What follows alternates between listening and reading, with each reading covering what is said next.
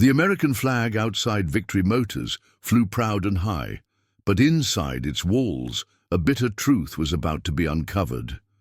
James Harrison adjusted his borrowed veteran's cap, his own father's military memento, and stepped into his dealership as a stranger. In the next few hours, this undercover CEO would witness something that would force him to question everything he thought he knew about the empire he'd built.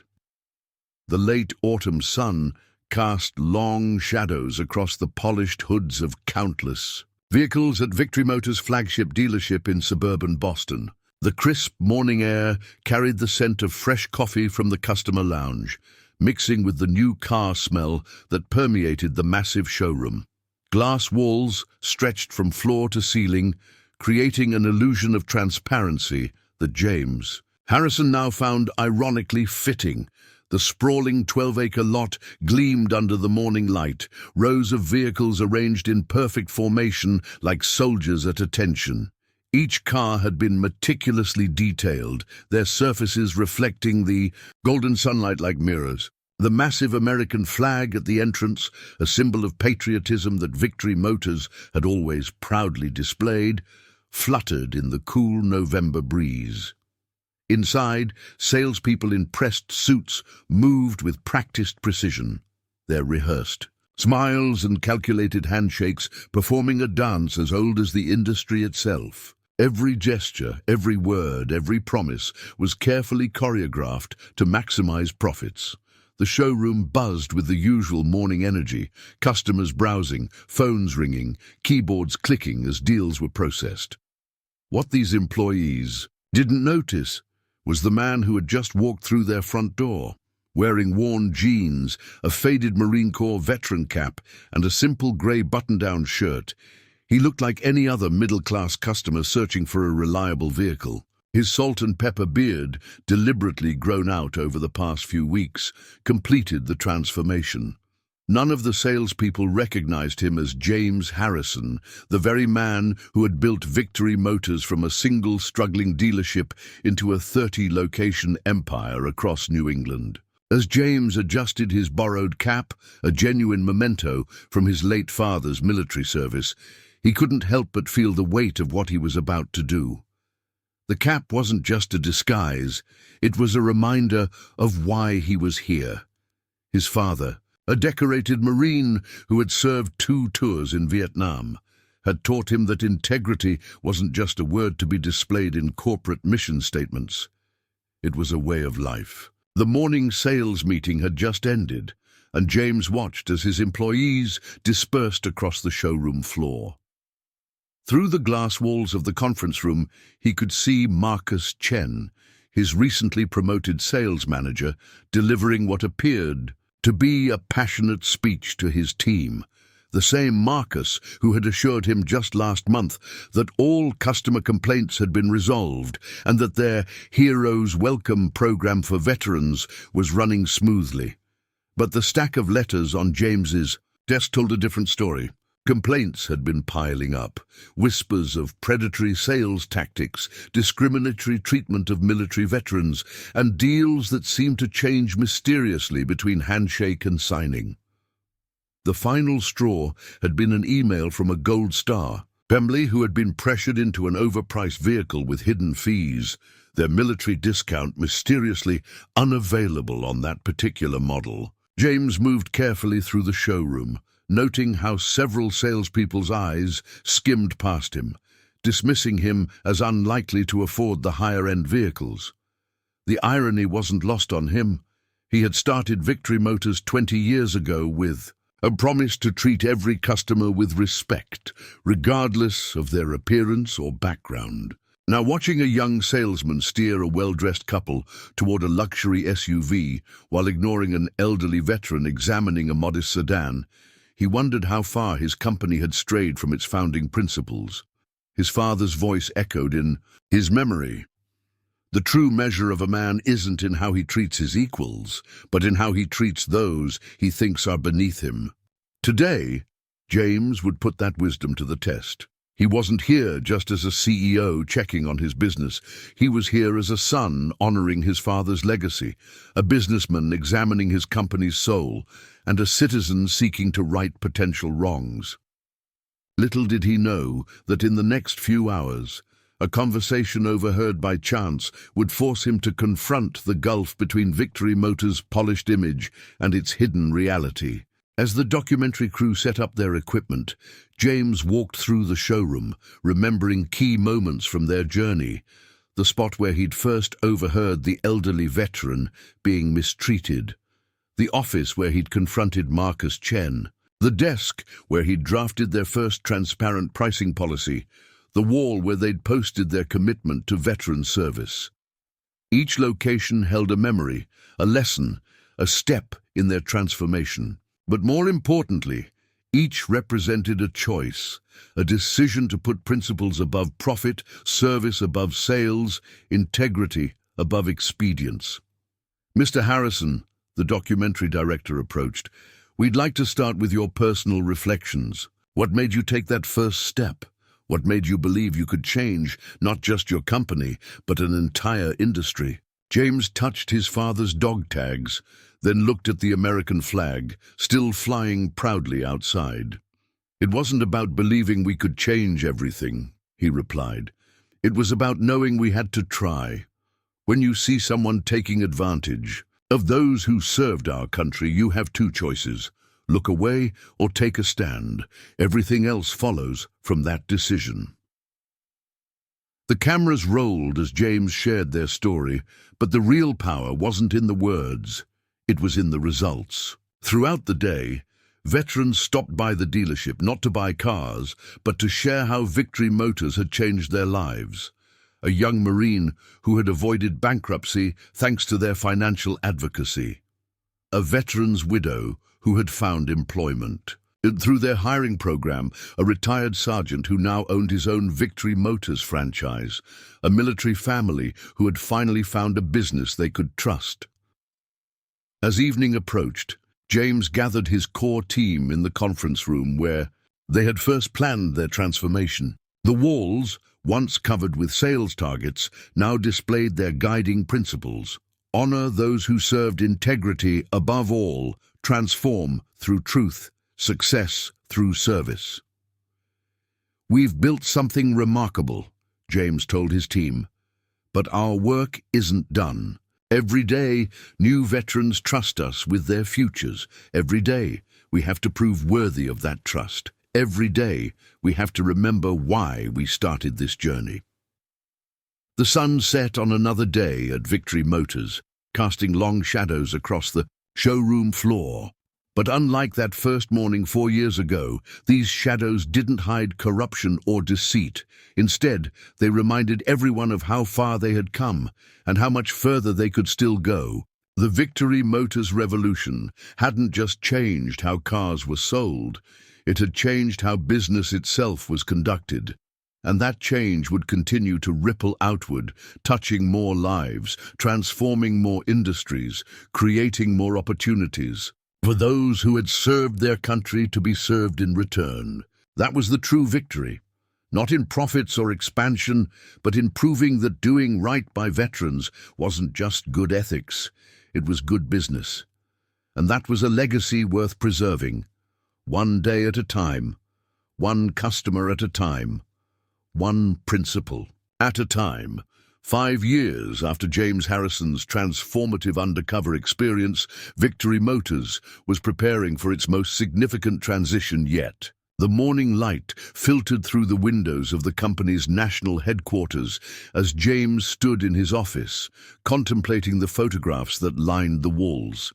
Images that told the story of their journey from a single dealership's reformation to a nationwide movement in ethical business. Everything's set for the announcement, Sarah informed him, entering with a stack of preparation materials.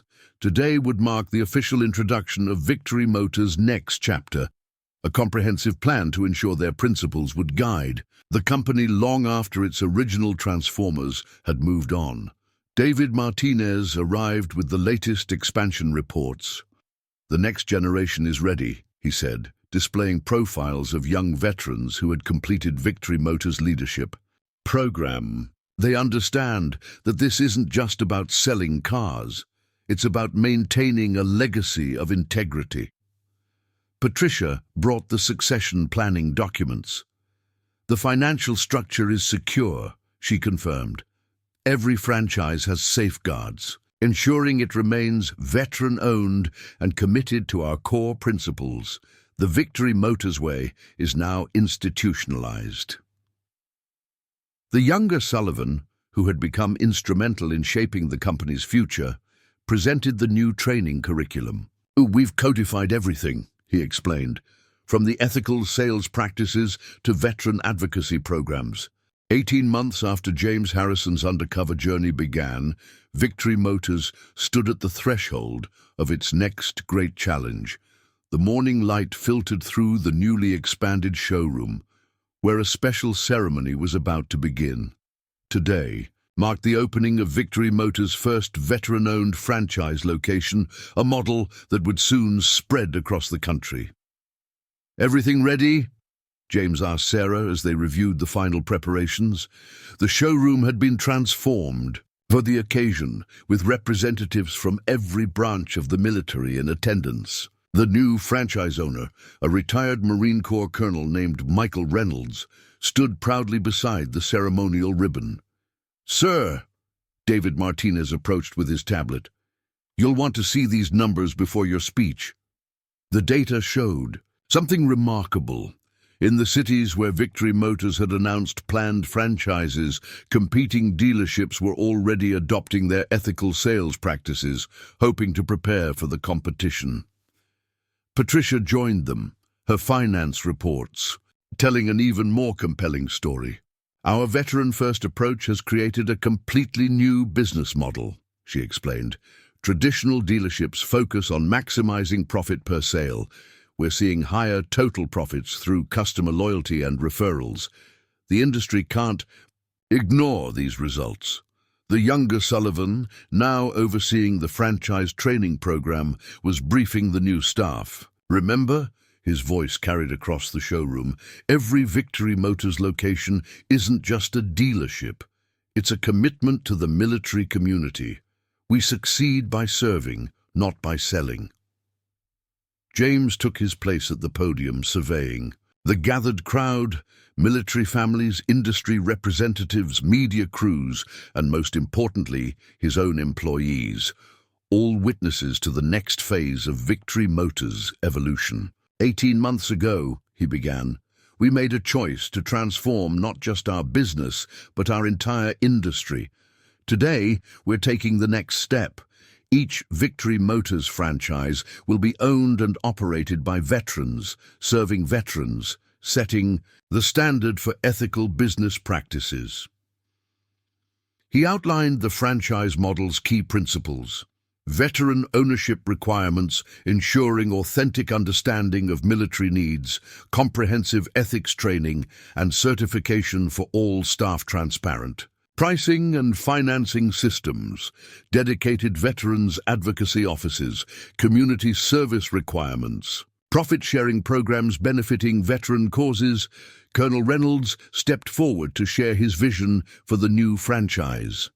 "When I left the Marines, I wanted to continue serving my community. Victory Motors has created a way for veterans to build successful businesses while helping other veterans avoid the predatory practices we've all encountered." The ceremony was interrupted by breaking news.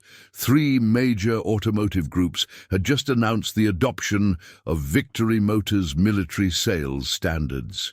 The industry transformation was accelerating beyond even their most optimistic projections. "Mr. Harrison," a reporter called out during the Q&A session, "some critics say you're creating an unfair advantage by focusing so heavily on military customers. How do you respond?"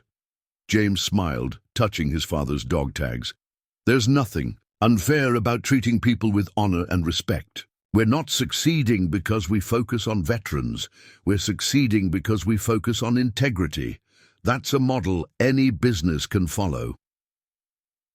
The afternoon brought more developments. The Veterans Administration had selected Victory Motors to develop a national training program for automotive sales to military personnel. Major banks were creating specialized financing programs based on their transparent lending model. Even insurance companies were revising their policies to match Victory Motors' ethical standards. Later, in the new franchise's conference room, James met with his expanded leadership team. The walls displayed their growth strategy, dozens of planned locations, each owned by veterans, each committed to transforming their local automotive market. "This is more than expansion," James told his team. "We're creating opportunities for veterans to become business owners while ensuring other veterans are treated fairly. It's a self-sustaining cycle of service and success. If we can't find you a fair deal that protects your family while you're serving, I'll personally help you find a better option elsewhere." The Marine studied James for a moment, then nodded slowly. 2 hours. Show me what honest car buying looks like. As James walked back to his team, he felt a renewed sense of purpose. Yes, the pressure was intense. Yes, the challenges were real. But every time they chose integrity over expedience, honesty over profit, they were rebuilding more than just a business. They were rebuilding trust. "This is how we fight back," he told his team. "Not by matching our competitors' speed or prices, but by proving that doing things right matters more than doing things fast. Every frustrated customer we educate, every veteran we protect, every honest deal we make, that's how we win the longer game." The internal struggles weren't over, but Victory Motors had found its anchor. In staying true to their principles, they were discovering a strength that no industry pressure could shake. 1 month into Victory Motors' transformation, the gathering storm finally broke. James Harrison arrived at the dealership to find news vans parked outside and his phone exploding with urgent messages. Elite Automotive Group, led by Marcus Chen, had launched a full-scale media assault. "You need to see this," Sarah said, pulling up multiple news sites on her tablet. The headlines hit like physical blows. Victory Motors' dark past. Former manager exposes years of veteran exploitation. Military families file class action lawsuit against Victory Motors. Victory Motors' recent changes. Too little, too late. Marcus Chen had gone public with carefully selected evidence of Victory Motors' past practices, conveniently omitting his own role in them. The story was spreading like wildfire across social media, with competing dealerships amplifying the message. "They're trying to destroy us," David Martinez said, watching customer appointments cancel in real time. Chen provided just enough truth to make the lies believable. James stood in his office, watching more news vans arrive. The American flag outside seemed to hang heavy in the still morning air. His phone rang. Richard Blackwood from the board. "Harrison, this is a disaster," Blackwood barked. "The stock is plummeting. Major investors are threatening to pull out. We're calling an emergency board meeting at noon. You need to end this veterans program now and do damage control." Before James could respond, Patricia burst in. "Sir, the financing companies that dropped us are using this to justify their decisions. They're claiming we're too high risk. We've got millions in pending deals that might fall through." The crisis was reaching critical mass. Employees gathered in small groups whispering nervously. Some customers were demanding to speak with management, while others quietly slipped away. Even the veteran support groups that had stood with them were being pressured to distance themselves. James called his core team to the conference room. The tension was palpable as they assembled. "All right," he began, "let's assess exactly what we're facing." Patricia laid out the financial impact. "We've got $12 million in pending deals at risk. 3 major lenders have suspended our accounts. The lawsuit could cost us millions more in legal fees alone." David reported on sales. Appointments are cancelling at a rate of 80%. Social media is overwhelmingly negative. Instead, he observed as Marcus Chen, the sales manager, quickly assigned her to the newest salesman on the floor, a clear violation of Victory Motors' policy that military customers should always be handled by their most experienced staff. James made a mental note, his suspicions growing. The systematic dismantling of his father's principles seemed more evident with each passing minute. Taking a deep breath, James reminded himself why he was here. This wasn't just about uncovering problems, it was about reclaiming his father's legacy. Victory Motors needed to be more than just another dealership chain focused solely on profits. It needed to return to its roots as a place where service members and their families could trust they were being treated with the same honor they had shown their country. Little did James know that the next conversation he would overhear would force him to confront just how far his company had strayed from that vision and what it would take to bring it back. The showroom of Victory Motors buzzed with calculated efficiency, a well-oiled machine that James now viewed through newly critical eyes.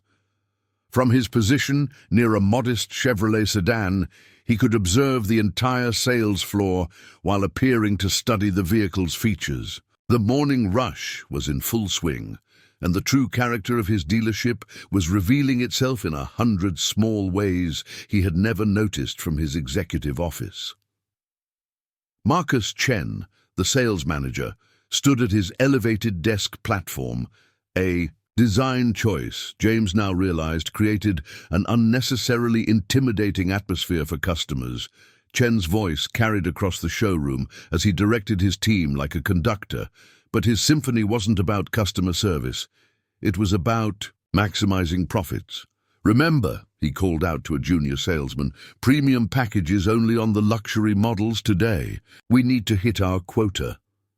The sales staff moved with precision, but their movements now seemed predatory rather than professional to James.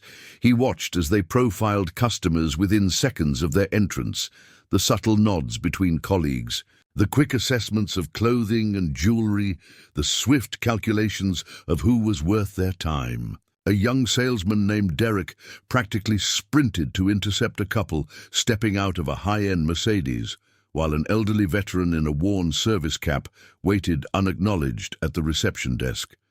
The Heroes Welcome banner that hung prominently near the entrance, a program James had personally initiated to honor service members, now seemed more like window dressing than a genuine commitment. The military discount posters were strategically placed, but printed in font so small, the terms and conditions were practically illegible. Even the coffee station, which proudly advertised free coffee for our veterans, had been positioned far from the sales floor, requiring military customers to walk past rows of high-pressure sales desks just to claim their complimentary cup. As James continued his observation, he noticed the systematic way information was controlled and dispensed. The transparent pricing policy he had mandated years ago had been subtly undermined. Price sheets were kept behind the sales desks, visible but just out of customers' reach.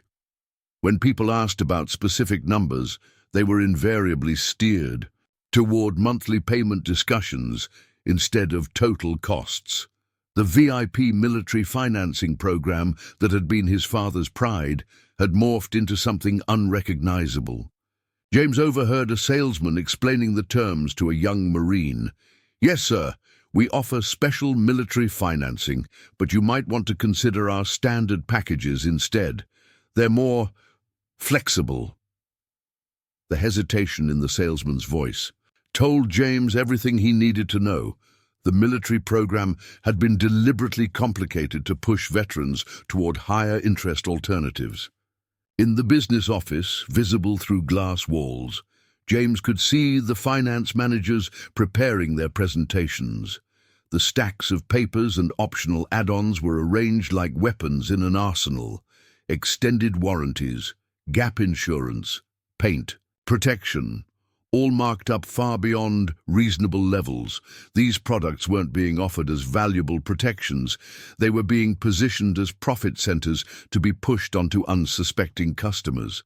The transformation of his father's vision was most evident in the small details. The truth he would uncover would demand more than just corporate reforms. It would require a complete reimagining of what it meant to serve those who had served their country. James Harrison hadn't always been the CEO of a multi-million-dollar automotive empire. 25 years ago, he was just a young man working as a junior mechanic in his father's small repair shop, learning not just about engines and transmissions, but about honor, integrity, and the sacred trust between a business and its customers. His father, Master Sergeant William Bill Harrison, had opened Harrison's Auto Service after retiring from the Marines, turning it into a sanctuary for fellow veterans who needed honest mechanical work at fair prices. The lessons from those early days were etched deep into James's memory. He could still picture his father's weathered hands, pointing out worn parts to anxious customers, explaining exactly what needed fixing and what could wait. "Son," Bill would say, "when a veteran brings their vehicle here, they're not just trusting us with their car. They're trusting us with their family's safety and their hard-earned money. That's a responsibility you can't take lightly." Those words had guided James through the transformation of that humble repair shop into Victory Motors. The name itself had been his father's idea, not as a boast, but as a promise to help every customer achieve their own victory, whether it was a single parent finding a reliable car for their family or a returning service member starting their civilian life. The American flag that now flew over every Victory Motors location wasn't just for show. It was a tribute to Bill Harrison and every veteran who had walked through their doors. Standing in the showroom now, James felt the weight of his father's dog tags beneath his shirt, another family heirloom he wore not as part of his disguise, but as a reminder of his purpose. Bill Harrison had passed away 5 years ago, but his presence still guided his son's decisions. James could almost hear his father's gravelly voice asking, "What would these men and women who served their country think of how we're serving them now?" The thought made James's jaw clench. The recent complaints weren't just business problems, they were personal failures. Each letter described situations that would have made his father's blood boil. Veterans being steered toward overpriced vehicles, military discounts mysteriously unavailable on certain models, pressure tactics that took advantage of PTSD-related anxiety.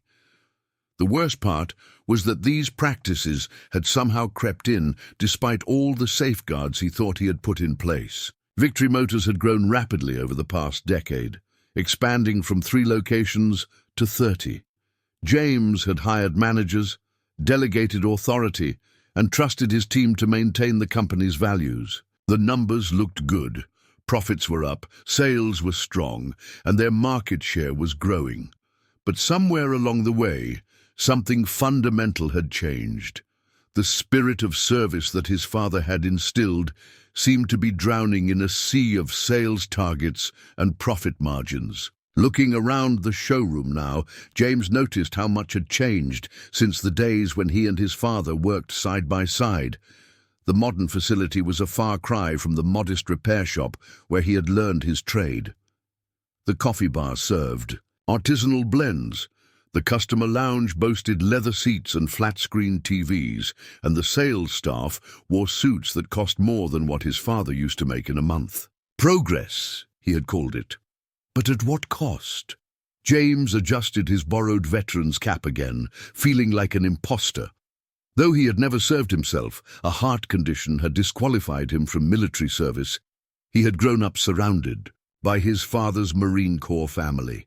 He knew their stories, understood their sacrifices, and had promised to honor their service through his business practices.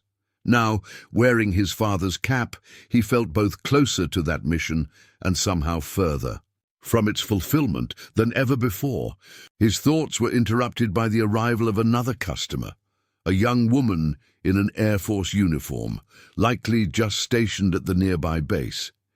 He watched as she approached the receptionist's desk, noting how her confident military bearing contrasted with the slightly uncertain look in her eyes.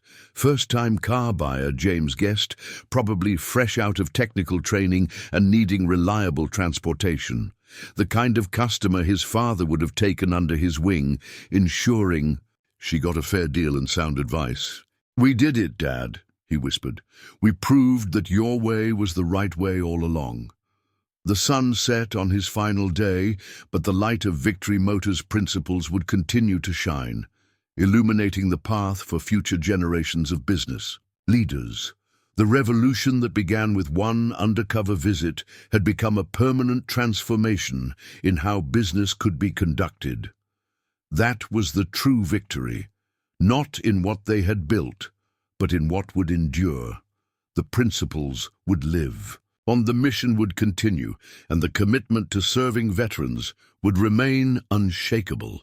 For in the end, Victory Motors had proven that success without honor isn't success at all, and that doing right by those who served isn't just good ethics. It's the only way to build a legacy that truly matters. And that legacy would continue, one day at a time, one veteran at a time, one principle at a time, forever, the end. 10 years ago, James reflected in his closing remarks, we discovered that doing right by veterans wasn't just good ethics, it was good business. But what we've learned since then is even more important, that integrity isn't just a business strategy, it's a transformative force that changes everyone it touches.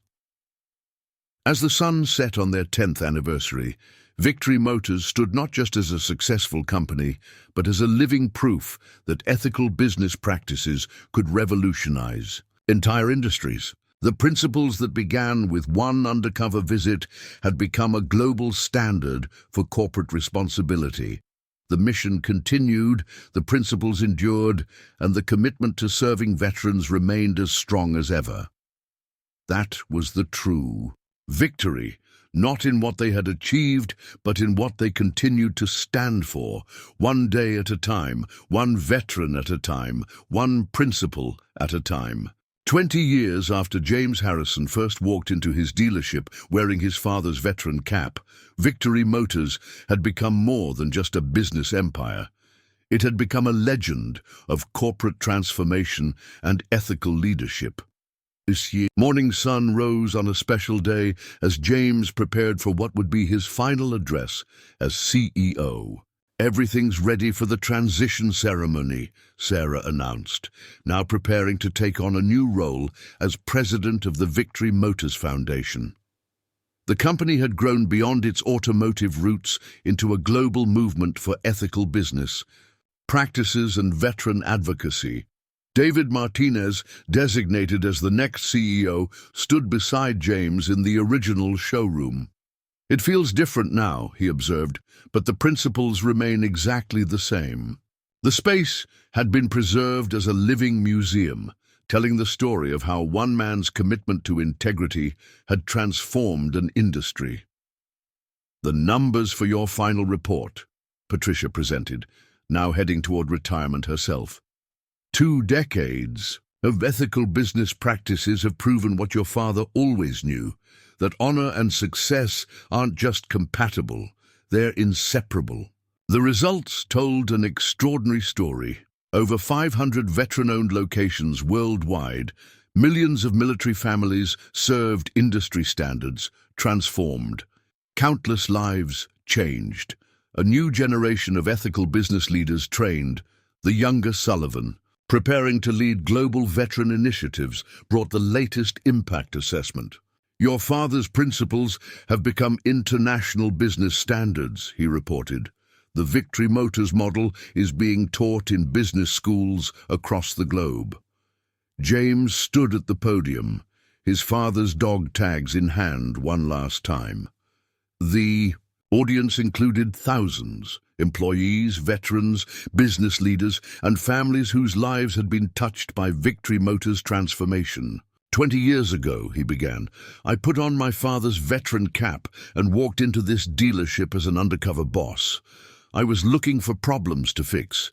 Instead, I found a mission that would define not just our company, but an entire movement in ethical business. He touched upon the key moments: the initial discovery of corruption, the stand for integrity, the industry-wide transformation, the global impact, the lasting legacy. But our greatest achievement, he continued, isn't in our successor size. It's in proving that doing right by veterans, by customers, by everyone we serve, isn't just morally right, it's the foundation of sustainable business. As he prepared to hand over leadership, James reflected on how far they had come. The company that had once struggled with ethical issues had become the global standard for corporate integrity. The principles his father had taught him had transformed not just an industry, but the very nature of business itself. The next generation will face new challenges, he acknowledged, but the foundation remains unshakable. Honor above profit, service before self, veterans first, always. The ceremony concluded with a special tribute. Thousands of veterans and their families, each holding a candle, surrounding the original dealership. The light they created symbolized the brightness that ethical business practices had brought to countless lives. As James Harrison walked through the showroom one last time as CEO, he stopped at his father's portrait. That was the true victory, not just in what they had built, but in what would endure. The torch was being passed, but the flame of integrity would burn as bright as ever, lighting the way for generations to come. 10 years after James Harrison's Undercover journey began, Victory Motors had become more than just a business success story.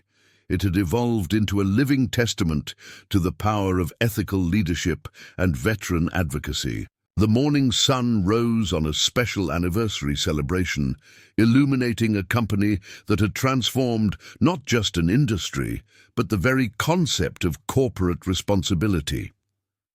Hard to believe it's been 10 years. Sarah reflected, now serving as chief executive of corporate development. She handed James the morning's reports, statistics that told a story even he had never imagined possible. Over 200 veteran-owned franchises across all 50 states. More than 500,000 military families served, billions saved through ethical pricing and financing. Thousands of veterans in leadership positions, dozens of industries following their model. David Martinez, now president of national operations, joined them with the latest impact assessment. We're seeing third-generation effects now, he explained. Companies that learned from companies that learned from us. The ripple effect keeps growing. Patricia, serving as global chief financial officer, brought a decade of financial analysis. Remember when they said ethical business couldn't be profitable? She smiled. We've proven that integrity isn't just morally right, it's the most sustainable business model there is. The younger Sullivan, heading worldwide veteran initiatives, presented the global expansion plans. Military forces around the world are asking us to bring the Victory Motors model to their veterans, he reported. The principles transcend borders. James stood at his office window, touching his father's dog tags, now preserved in a special display case, but still serving as a daily reminder of their mission. The Victory Motors campus had grown exponentially, but the original dealership remained at its heart, preserved as both museum and training center. 10 years ago, he addressed the gathered crowd at the anniversary ceremony, we made a choice that many said would destroy us. We chose to put veterans first, integrity above profits, and service before sales. Today, we celebrate not just our success, but the validation of those principles. The ceremony was interrupted by breaking news.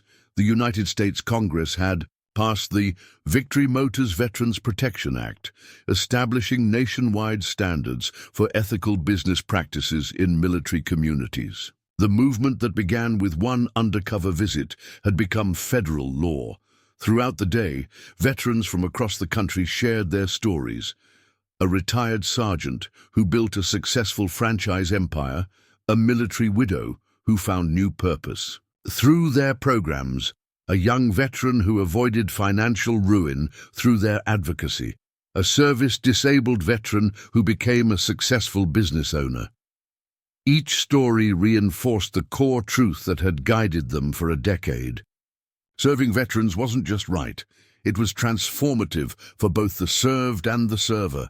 James gathered his expanded leadership team in the historic first showroom. The space that had once witnessed corruption now served as a reminder of their journey and a beacon for their future. "Our success isn't measured in dollars," he reminded them, "but in lives changed, trust earned, and principles maintained. Every veteran who walks through our doors carries the weight of service. Our job is to honor that service with every interaction, every decision, every day." The older Sullivan, now chairman emeritus, added his perspective. What started as one man's stand against corruption has become a blueprint for ethical business worldwide. But the real victory isn't in our growth. It's in staying true to our principles, even as we expand. As evening approached, James led a special tour for new employees, stopping at key locations in the original dealership. The spot where he first heard veterans being mistreated, the office where he revealed his identity, the desk where they wrote their first ethical policies, the wall where they posted their commitments. "These aren't just historical markers," he explained. "They're reminders that integrity isn't automatic. It's a choice we make every day, with every customer, in every situation." The day concluded with a candlelight ceremony honoring veteran customers who had passed away over the years. Their stories, preserved in Victory Motors archives, continued to inspire new generations of leaders. "Look how far we've come," David mused, gesturing to a wall of photographs showing Victory Motors locations across the country. "Every one of these represents veterans helping veterans, integrity building success." The older Sullivan, now chairman of the Veterans Business Advisory Board, added his perspective. "You've created something that will outlast all of us. Every business that adopts these principles, every veteran who finds opportunity, every family that benefits from fair treatment. That's your father's legacy living on." James touched the display case containing his father's veteran cap and dog tags, the catalysts for their transformation. "We didn't just change a business," he reflected.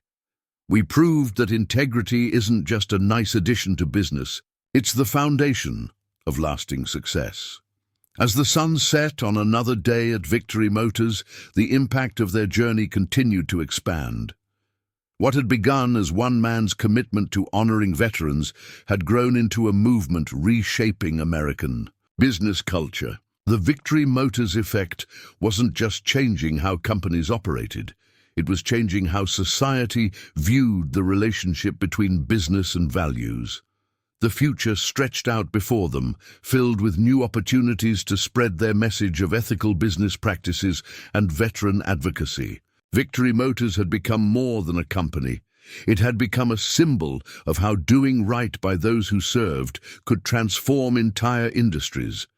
And that was a victory that would keep on giving, one business at a time, one veteran at a time, one principle at a time.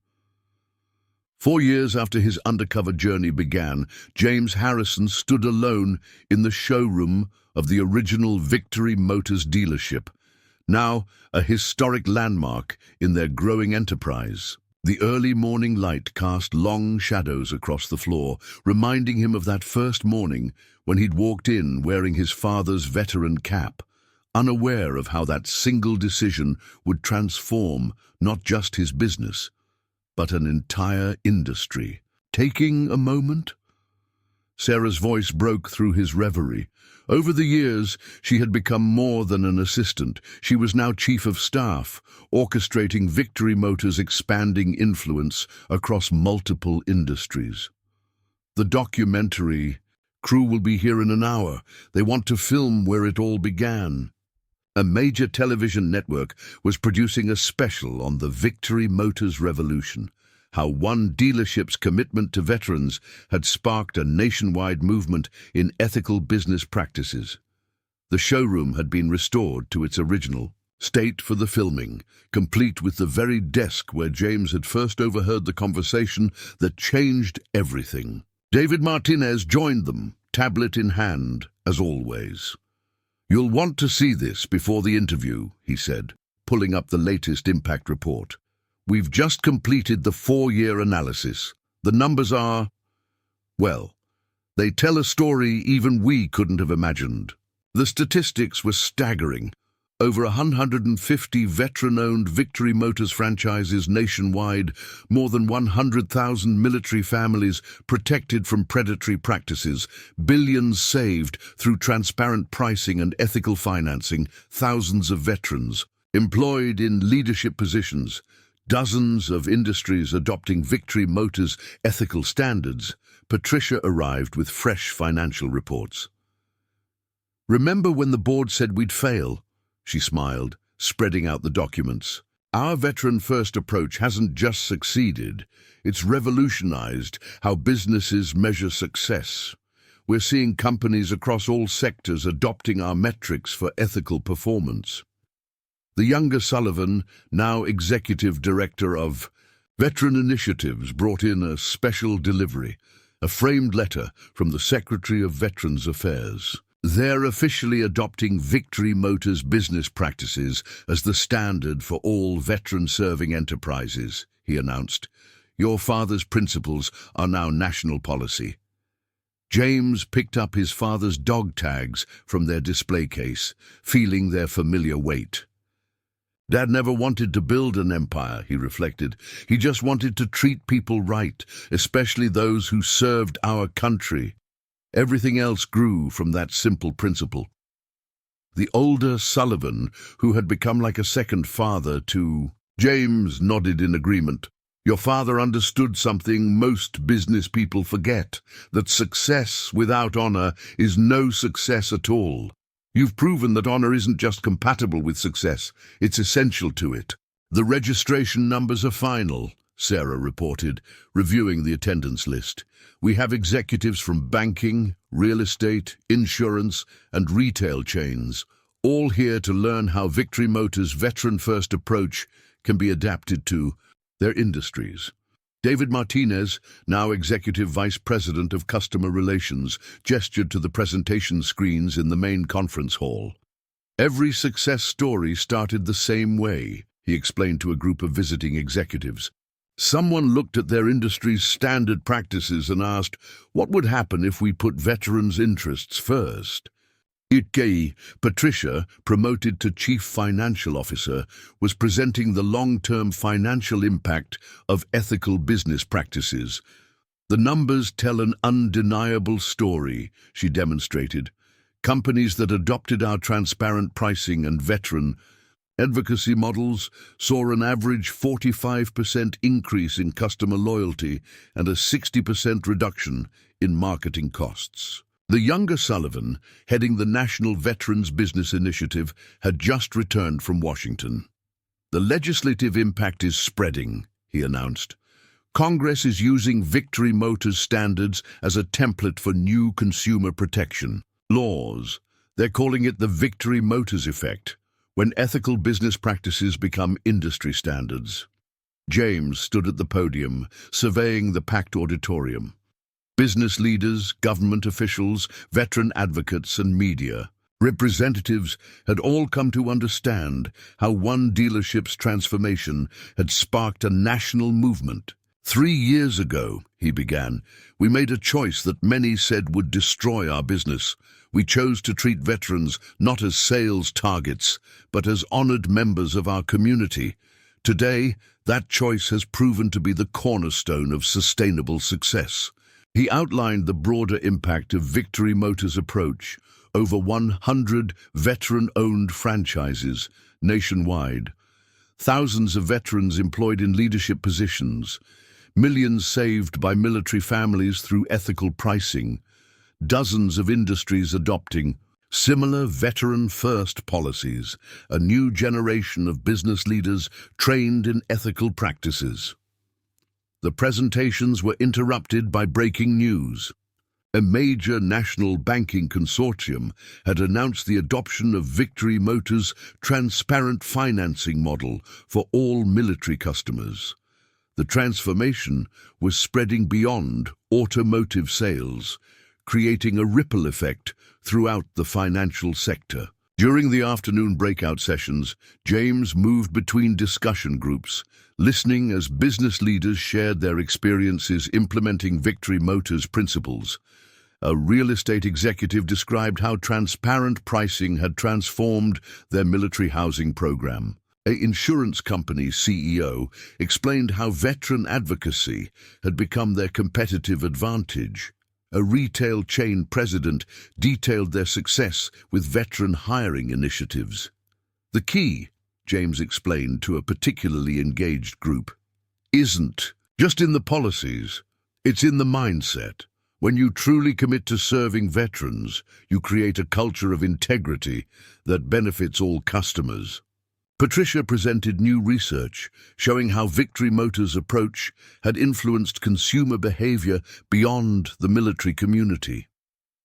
Civilians are choosing businesses that demonstrate commitment to veterans, she explained. They see it as a marker of trustworthiness. The younger Sullivan led a panel discussion on expanding veteran business ownership opportunities. Victory Motors didn't just create a successful business model, he noted. We created a pathway for veterans to become business leaders while maintaining their commitment to service. Late in the afternoon, James received unexpected news. The Harvard Business School had selected Victory Motors as their primary case study for ethical business transformation. Their journey from a single undercover visit to a national movement would be taught to future business leaders. As the summit drew to a close, James gathered with his core team in the original dealership showroom, preserved as a reminder of where it all began. The space that had once been filled with pressure tactics and hidden fees now served as a museum of sorts, documenting their journey to ethical business practices. Gentlemen, James addressed the concerned faces on the screen. I understand your concerns about our Q3 numbers, but what you're seeing is temporary. We're investing in long-term sustainability and trust. Mr. Harrison, interrupted Richard Blackwood, the lead director. While we appreciate your ethical stance, this veterans program is costing us millions. Rewriting contracts, issuing refunds, losing financing partnerships. Our shareholders are getting nervous. James stood in his office, his father's dog tags in his hand, as he faced the board. Two things you need to understand. First, these aren't costs. They're investments in making things right. Second, this isn't just a program. It's who we are now. The meeting ended with an ultimatum: show positive results within 30 days or face a board vote on the company's direction. As James ended the call, Sarah entered with more challenging news. Sir, we've got a situation on the sales floor. Some of the veteran customers are arguing with our staff about the wait times for contract reviews, and 3 employees just quit. This morning, they say the new commission structure isn't sustainable for them. The pressure was mounting from all sides. Victory Motors' commitment to reviewing every past military contract meant longer wait times for current customers. The new transparent pricing policy had initially reduced profits, and some employees were struggling to adapt to a system that rewarded honesty over high-pressure sales. James found David Martinez at his desk, looking exhausted. The young salesman had been working double shifts to help process the backlog of veteran cases. How are we holding up? James asked.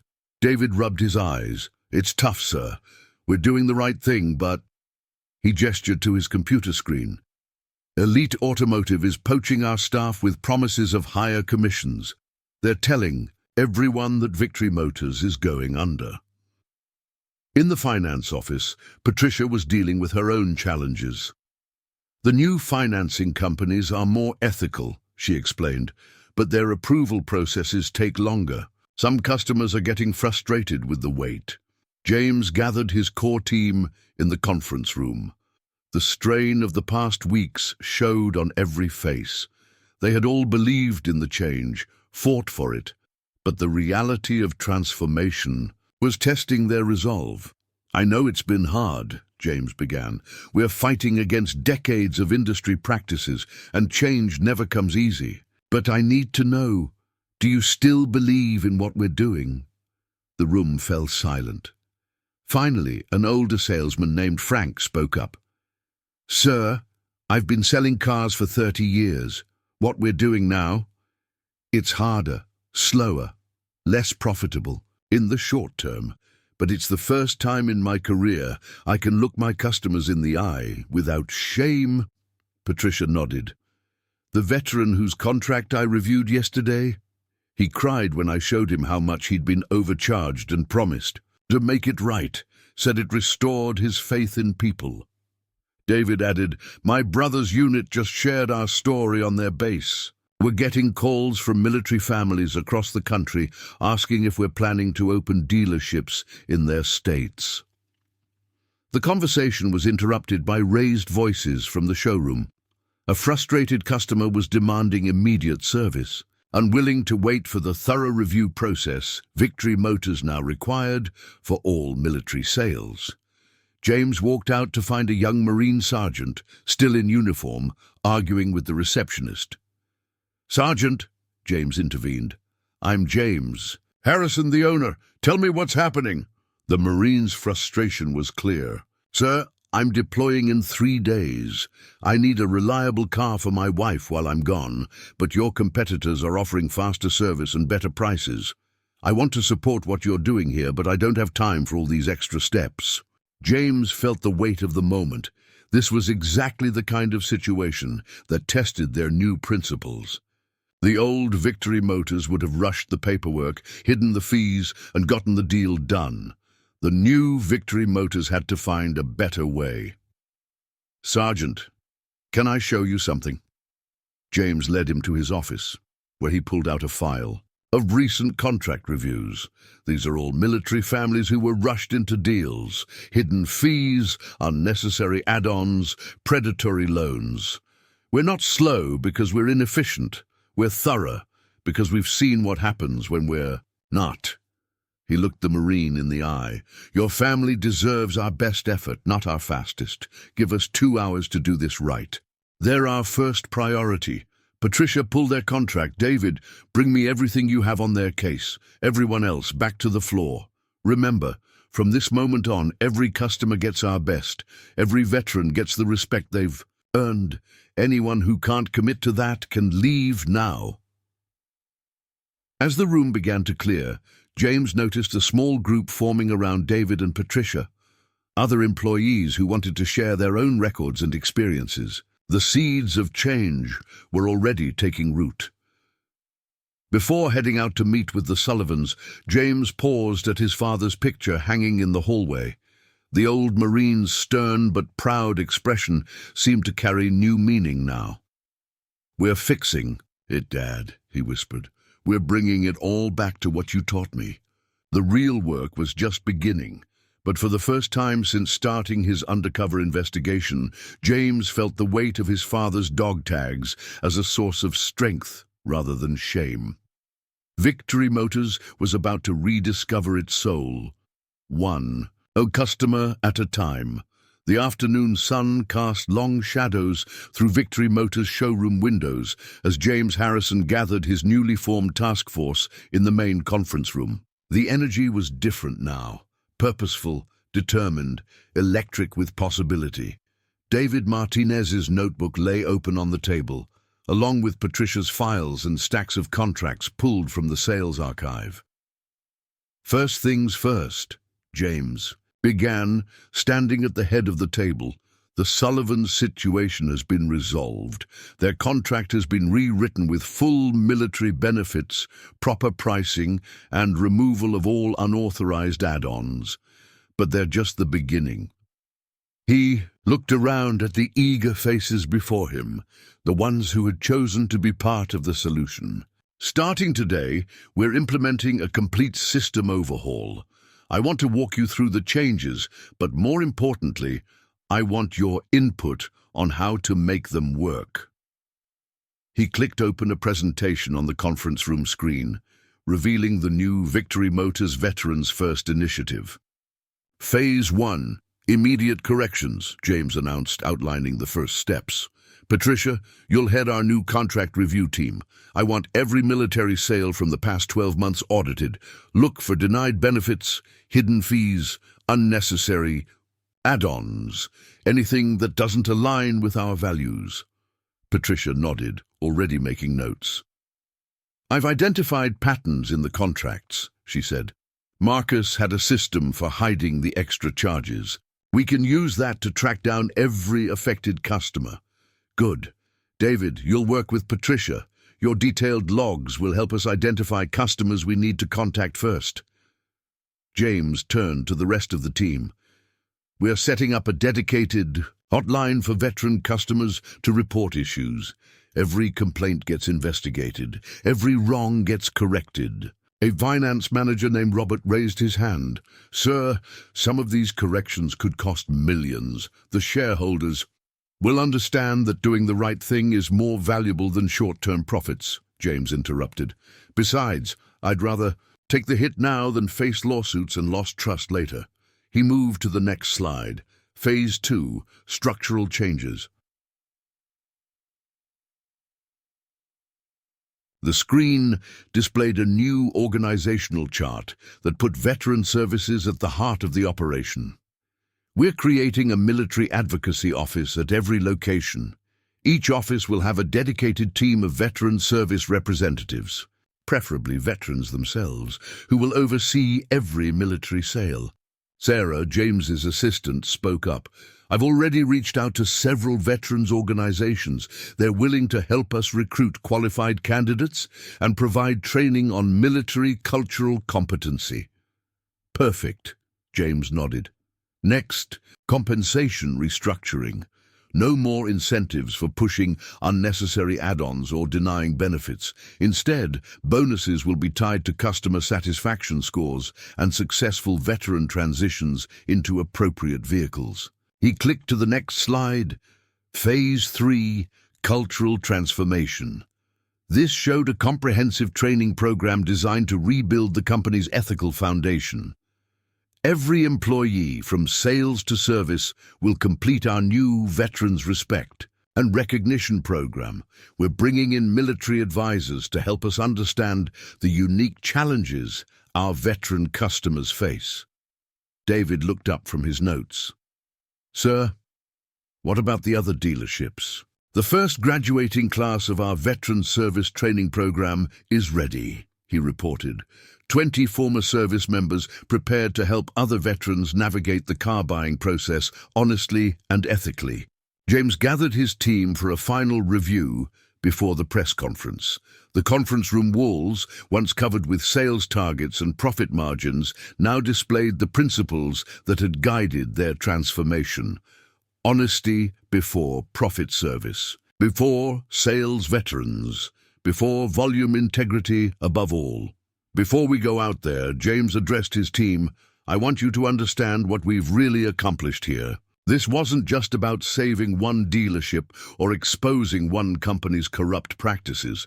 We've changed the conversation about how business should be done. He held up his father's dog tags. When I started this journey, wearing these undercover, I thought I was just trying to fix problems in my own company, but we've done something bigger. We've shown that ethical business isn't just right, it's successful. The press conference began with James sharing the full story, from his undercover discovery to the industry-wide changes now taking place. But the real impact came from the testimonials that followed. A young Marine sergeant stepped forward. Last month, I needed a car for my family before deployment. Victory Motors didn't just sell me a vehicle, they protected my family's financial future while I protect our country. An elderly veteran shared his story. I had given up on trusting car dealers after being cheated so many times. Victory Motors didn't just sell me a car, they restored my faith in honest business. A competing dealer took the podium. Watching Victory Motors stand up for what's right inspired us to change our own practices. We've adopted their veterans program, and our business is stronger for it. The Attorney General herself made an appearance, announcing new regulatory frameworks based on Victory Motors' transparent military sales model. What began as one company's commitment to integrity has become a blueprint for industry-wide reform, she declared. As James returned to the podium for final remarks, he noticed something remarkable. The showroom was filled not just with press and employees, but with veterans and their families. Many wore uniforms representing decades of service, from World War II veterans to active duty personnel. My father taught me that success without honor is no success at all, James began. When we started this journey, people said doing the right thing would destroy our business. Instead, it made us stronger. Because when you honor those who served, when you match their integrity with your own, you build something more valuable than profit. You build trust. He gestured to the gathered veterans. These men and women gave everything to serve our country. They deserved better than an industry that saw their service as an opportunity for exploitation. Today, we're not just celebrating Victory Motors' success, we're celebrating a new standard for how business should be done. The applause that followed wasn't just for James or Victory Motors. It was for the triumph of principle over profit, of integrity over expedience. The industry would never be the same, and that was exactly what they had fought for. As the formal presentation ended, James watched veterans and employees mingling, sharing stories, building the kind of trust that his father had always said was the true measure of success. Victory Motors hadn't just survived, it had sparked a revolution in business ethics that would protect service members for generations to come. The victory wasn't just in beating back corrupt practices or exposing industry-wide fraud. The real victory was in proving that doing right by veterans wasn't just the honorable choice. It was the smart choice, the profitable choice, the only choice worth making. 6 months after Victory Motors' stand against industry corruption, the transformation was complete. The showroom buzzed with a different kind of energy now, one built on trust rather than pressure, on service rather than sales. James Harrison stood at his usual early morning post, watching the sunrise reflect off the row of flags representing each military branch that now flanked the main entrance. They're not just overcharging veterans, James realized, studying the evidence.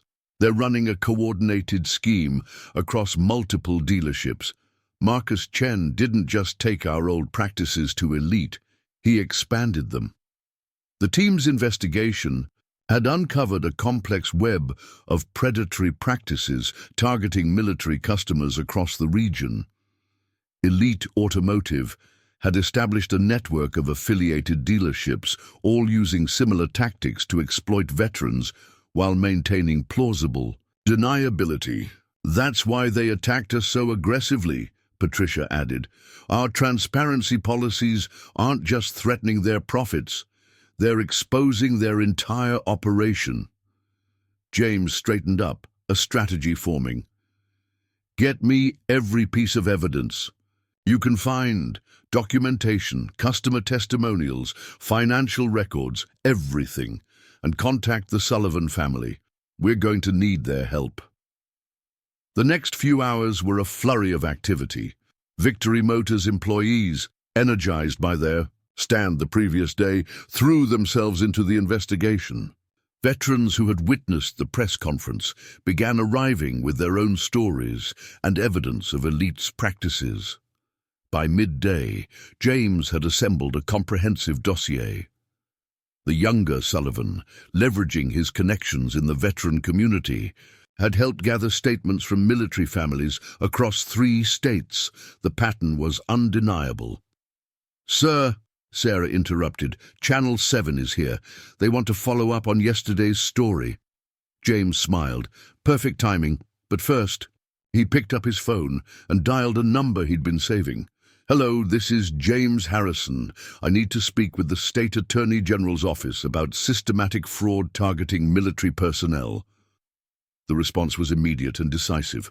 Within hours, state investigators were at Victory Motors, reviewing the evidence.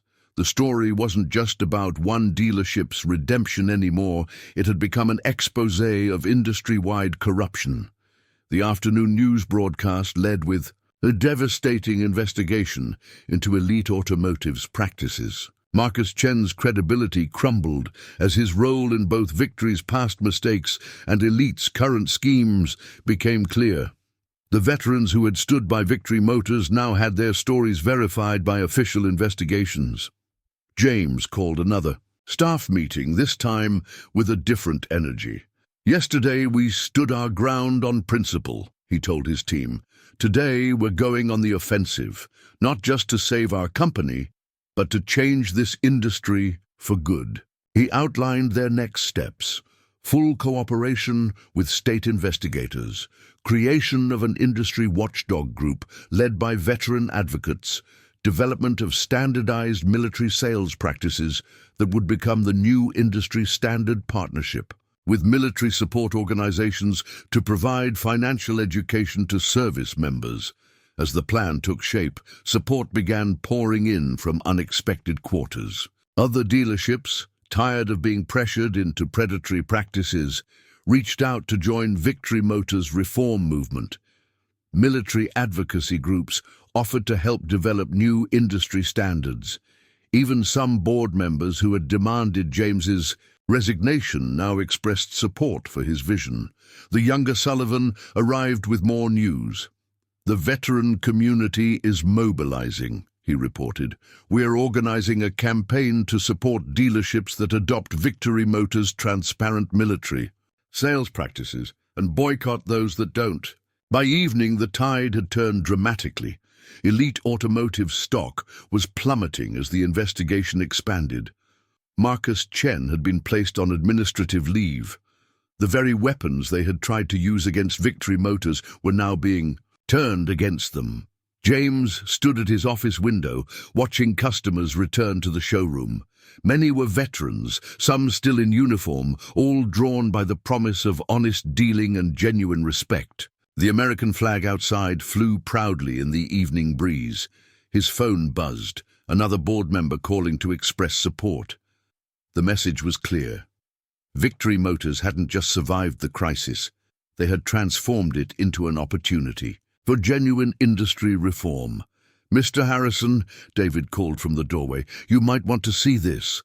He held up his tablet, showing social media exploding with support for Victory Motors and condemnation of Elite's practices. The hashtag #DreamVeteransBeforeProfit was trending nationwide. The strategic response had worked, not just because it was clever, but because it was true. By choosing integrity over expedience, truth over manipulation, Victory Motors had found its strongest weapon: authentic commitment to doing what was right. This was exactly what he had envisioned: transparency from the first moment of contact. Patricia sat nearby, monitoring the interaction while simultaneously coordinating with her team as they worked through the backlog of contracts requiring review. "Mr. Harrison," Patricia called out, waving him over, "we've identified 37 veteran contracts from just the past month that need immediate attention. The patterns are concerning." She showed him a spreadsheet detailing systematic overcharges and denied benefits. James leaned in, studying the numbers. "Make these our priority. I want personal calls to each of these customers by end of day. Offer them the choice of contract revision or full refund, whichever they prefer." The morning progressed with a steady stream of activity. Word had spread about the changes, and veterans were coming in not just with questions about new purchases, but with concerns about past deals.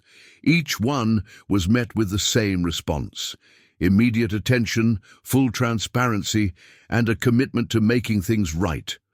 Around midday, a familiar face appeared. The younger Sullivan, this time alone. James approached him immediately. "How's your father doing with the new arrangement?" Sullivan smiled, a marked contrast to his previous visit. "He's actually the reason I'm here. Word's getting around the veteran community about what happened yesterday. Dad's been telling everyone at the VFW about how Victory Motors is changing." James nodded thoughtfully. "We're trying.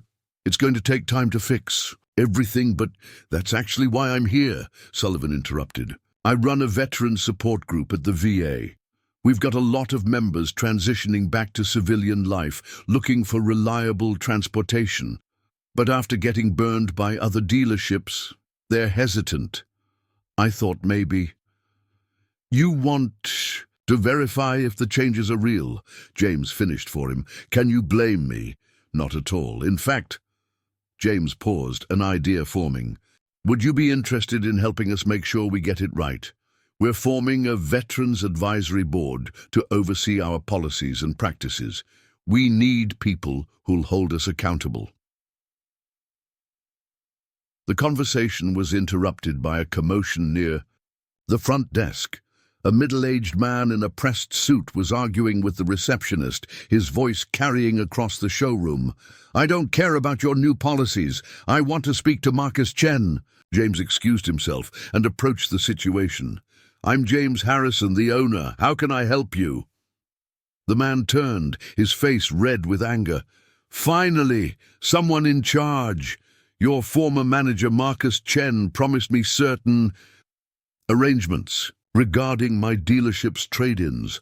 Now I'm hearing he's gone, and you're changing everything?" James recognized him immediately. Thomas Baker, owner of a smaller used car lot known for reselling Victory Motors trade-ins, often at inflated prices to unsuspecting veteran customers. Another piece of Marcus's corrupt system falling into place. "Mr. Baker," James said calmly, "any arrangements you had with Mr. Chen are no longer valid. Victory Motors is under new management with new policies. We will no longer be participating in schemes that take advantage of our customers, especially our veterans." Baker's face darkened. "You're making a mistake, Harrison. This business runs on relationships, on understanding how things work.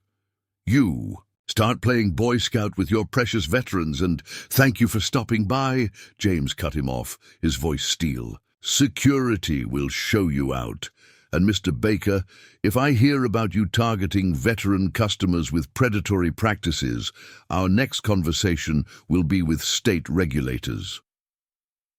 As security escorted the blustering Baker out, James turned to find several employees and customers watching. The message was clear. The old way of doing business was over, no matter who it upset. Back at his temporary desk, James found Sarah organizing the afternoon's appointments. "Sir, we've already had 15 calls from veterans wanting to review their contracts, and the local news is asking for an interview about the changes." James considered this. Publicity wasn't his goal, but transparency was. "Set up the interview. The community needs to know we're serious about these changes." He looked around the showroom, watching David work with another veteran customer, seeing Patricia and her team diligently reviewing contracts, observing the new energy in his employees' movements. "While we honor Mr. Sullivan's service, that doesn't change the terms of a legally binding contract." "Tell me something," James interrupted, finally turning to face his sales manager. "When did Victory Motors start treating military service as a marketing gimmick rather than a sacred trust?" The edge in his voice caused Marcus to take a small step back. "I'm sorry, who exactly are you?" Marcus demanded, his professional demeanor cracking slightly. James reached into his pocket and withdrew his wallet, pulling out his Victory Motors CEO identification card. "James Harrison," he said quietly, watching as the color drained from Marcus's face. "I founded this company 20 years ago to honor my father's legacy of serving veterans with dignity and respect. And I've spent the morning watching you and this staff systematically destroy everything we're supposed to stand for." The silence that fell over the showroom was absolute. Other customers and employees had stopped to watch the scene unfold. James removed his borrowed veteran's cap, revealing himself fully to everyone present. "Mr. Sullivan," he said, turning back to the shocked veteran, "my father was a master sergeant in the Marines. He taught me that a man's word is his bond, and that serving those who served our country isn't just good business. It's a moral obligation." He picked up the contract from the counter. "This document, it's void. We're going to rewrite it, with every military benefit you're entitled to, at the fair price you were promised." The younger Sullivan's stance relaxed slightly, but his expression remained cautious. "Just like that."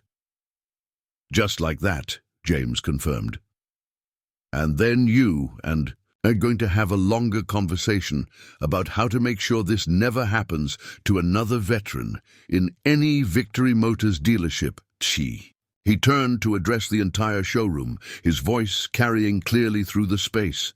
This company was built on principles of honor, integrity, and respect for military service. Somewhere along the way, we lost sight of that. Today, that changes. Marcus began to stammer out excuses, but James cut him off with a raised hand. "We'll discuss your future with this company later. Right now, I want every contract from the past month pulled for review. Any veteran who was denied benefits or pressured into unnecessary add-ons gets their deal rewritten. Every single one." The older Sullivan studied James's face intently before speaking. "You know, when I was in that camp in Hanoi, we survived on our faith in each other and in the principles we fought for. Your father would be proud to see you standing up for those same principles today." Those words hit James hard, reminding him of everything Victory Motors was supposed to represent. The dealership hadn't just lost its way, it had betrayed its founding mission. But as he stood there, watching hope replace despair in a fellow veteran's eyes, James knew that this moment marked more than just one wrong being righted. It was the beginning of Victory Motors' return to its true purpose. The showroom of victory. Motors had fallen into a charged silence, the kind that precedes a major storm.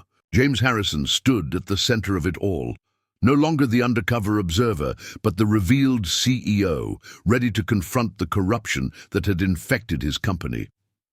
The Sullivans watched with cautious hope as Marcus Chen's professional facade crumbled under the weight of exposure. "Everyone in my office now." James's voice carried the unmistakable tone of command. He turned to the Sullivans, his demeanor softening. "Gentlemen, if you could give me 30 minutes to address my staff, I promise we'll make this right." The older Sullivan nodded, Marine to Marine, recognizing the leadership moment for what it was. As James led the way to the main conference, room employees began filing in, their faces a mix of confusion, fear, and, from some of the newer staff, relief. Marcus Chen tried to maintain his composure, but his usual confident stride had devolved into an anxious shuffle. The glass walls of the conference room, once a symbol of transparency, now served as a fishbowl for the drama about to unfold. "Close! The doors!" James ordered as the last employee entered. He remained standing, surveying the faces before him. Some he recognized from his corporate visits, others were new hires he'd never met. All of them needed to understand the magnitude of what had happened to Victory Motors. "We chose integrity over expedience, service over sales, honor over profit. Today we're not just celebrating our success, we're recommitting to the principles that got us here." He outlined Victory Motors' continued commitments. Every franchise would remain veteran-owned. Every employee would maintain the highest ethical standards.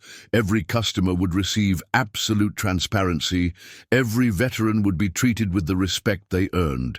Every community would benefit from their presence. The William Harrison Veterans Advocacy Center would serve as more than just a business hub. It would provide free financial counseling for military families, career training for transitioning service members, business development support for veteran entrepreneurs, consumer protection advocacy, community support services. As James cut the ribbon, he noticed something remarkable in the crowd. Competitors' representatives taking notes, studying their model. The industry that had once fought against their changes was now racing to emulate them. Later that afternoon, James sat in his father's old office, now preserved as part of the Advocacy Center. The walls still held the original photos and memorabilia, but they were joined by new additions. Pictures of veteran franchise owners, letters from grateful families, news articles documenting their journey. David entered with more updates. Victory Motors' training program had been adopted by 3 state governments as the standard for automotive sales certification. Their transparent pricing model was being studied by business schools as a case study in ethical commerce. Patricia brought the latest franchise applications, more veterans wanting to join the Victory Motors family, each committed to maintaining the standards that had made them legendary. "We're not just changing how cars are sold," she noted. "We're changing who sells them." The younger Sullivan shared reports from veteran advocacy groups nationwide. Predatory practices targeting service members had dropped dramatically in markets where Victory Motors operated. Other industries were studying their model, looking to apply their principles beyond automotive sales. As evening approached, James gathered his core team for a final reflection. The showroom gleamed in the setting sun, every vehicle representing not just a potential sale, but a commitment to integrity. "We've built something remarkable," James told them, "but our work isn't done. Every day, new veterans trust us with their families' futures. Every day, we have to prove worthy of that trust." The older Sullivan nodded in agreement. "You've created more than a business model. You've created a movement. Other companies look at Victory Motors and see that doing right by veterans isn't just ethical, it's the key to lasting success." James touched the display case, holding his father's veteran cap, the one he'd worn that fateful morning 2 years ago. "My father taught me that success without honor isn't success at all. We've proven that honor and success aren't just compatible, they're inseparable." As night fell on Victory Motors, the illuminated flags cast their glow across the showroom. Each car, each employee, each transaction represented a promise kept, a commitment to treating those who served with the respect they deserved. The legacy of Victory Motors had become more than one company's transformation. It had become a blueprint for how business could be done right, how veterans should be treated, and how integrity could transform not just an industry, but the very nature of commerce itself. The journey that began with one undercover visit had led to a revolution in business ethics, proving that doing right by veterans wasn't just good karma, it was good business. And that was a victory worth celebrating. 3 years after James Harrison's transformative undercover experience, Victory Motors had evolved into a phenomenon that extended far beyond the automotive industry. The morning light streamed through the windows of their newly expanded corporate headquarters, where representatives from various industries had gathered for the first National Business Ethics and Veterans Advocacy Summit. The younger Sullivan presented the franchise training curriculum, intensive courses in ethical sales practices, military cultural competency, financial advocacy, and community engagement. "Every franchise owner goes through this program personally," he explained. "They need to understand that they're not just buying a business, they're joining a mission." Patricia shared the financial projections. "The numbers are extraordinary," she reported. "Each franchise location is projected to outperform traditional dealerships by 30% in customer retention. We're proving that ethical business isn't just right, it's more profitable." David added his market analysis. "Other dealerships are struggling to compete with our transparency. They have two choices: adapt to our standards or lose their military customers. The industry is changing itself." As the day drew to a close, James walked the new franchise's showroom with Colonel Reynolds. "You know," the colonel said, "when I first heard about Victory Motors' transformation, I was skeptical. 30 years in the Marines teaches you to be wary of big promises, but you've created something different here. Something real." James nodded, watching the staff prepare for their first full day of operation. "My father taught me that success without honor isn't success at all. We're not just selling cars. We're showing that there's a better way to do business." The sun was setting outside, casting long shadows across the rows of vehicles. Each car represented not just a potential sale, but a promise, a commitment to treating every customer, especially those who had served, with the respect they deserved. Victory Motors had evolved from a single dealership's transformation into a movement, changing not just how cars were sold, but how business itself could be conducted. The future was clear. Integrity wasn't just a competitive advantage, it was the only sustainable path forward. 2 years after James Harrison had first donned his father's veteran cap and walked into his own dealership Undercover, Victory Motors had become more than just a success story. It had become a legend in the automotive industry. The morning sun rose on a very special day, illuminating not just the original dealership, but now a network of veteran-owned franchises across the country. "Everything's ready for the ceremony," Sarah announced, entering James's office with the final preparations. Today marked the dedication of the William Harrison Veterans Advocacy Center, a state-of-the-art facility attached to the flagship dealership, named in honor of James's father. David Martinez, now Chief of Customer Experience, approached with the latest statistics. "Sir, we've just compiled the 2-year impact report.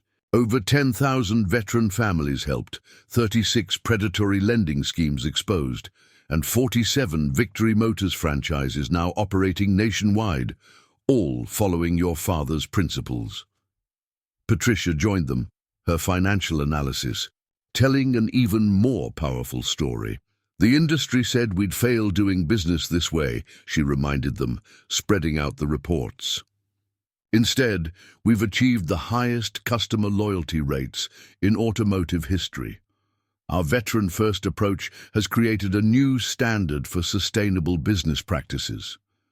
The younger Sullivan, overseeing the National Veterans Program, had just returned from opening their newest franchise. "The transformation is complete," he reported.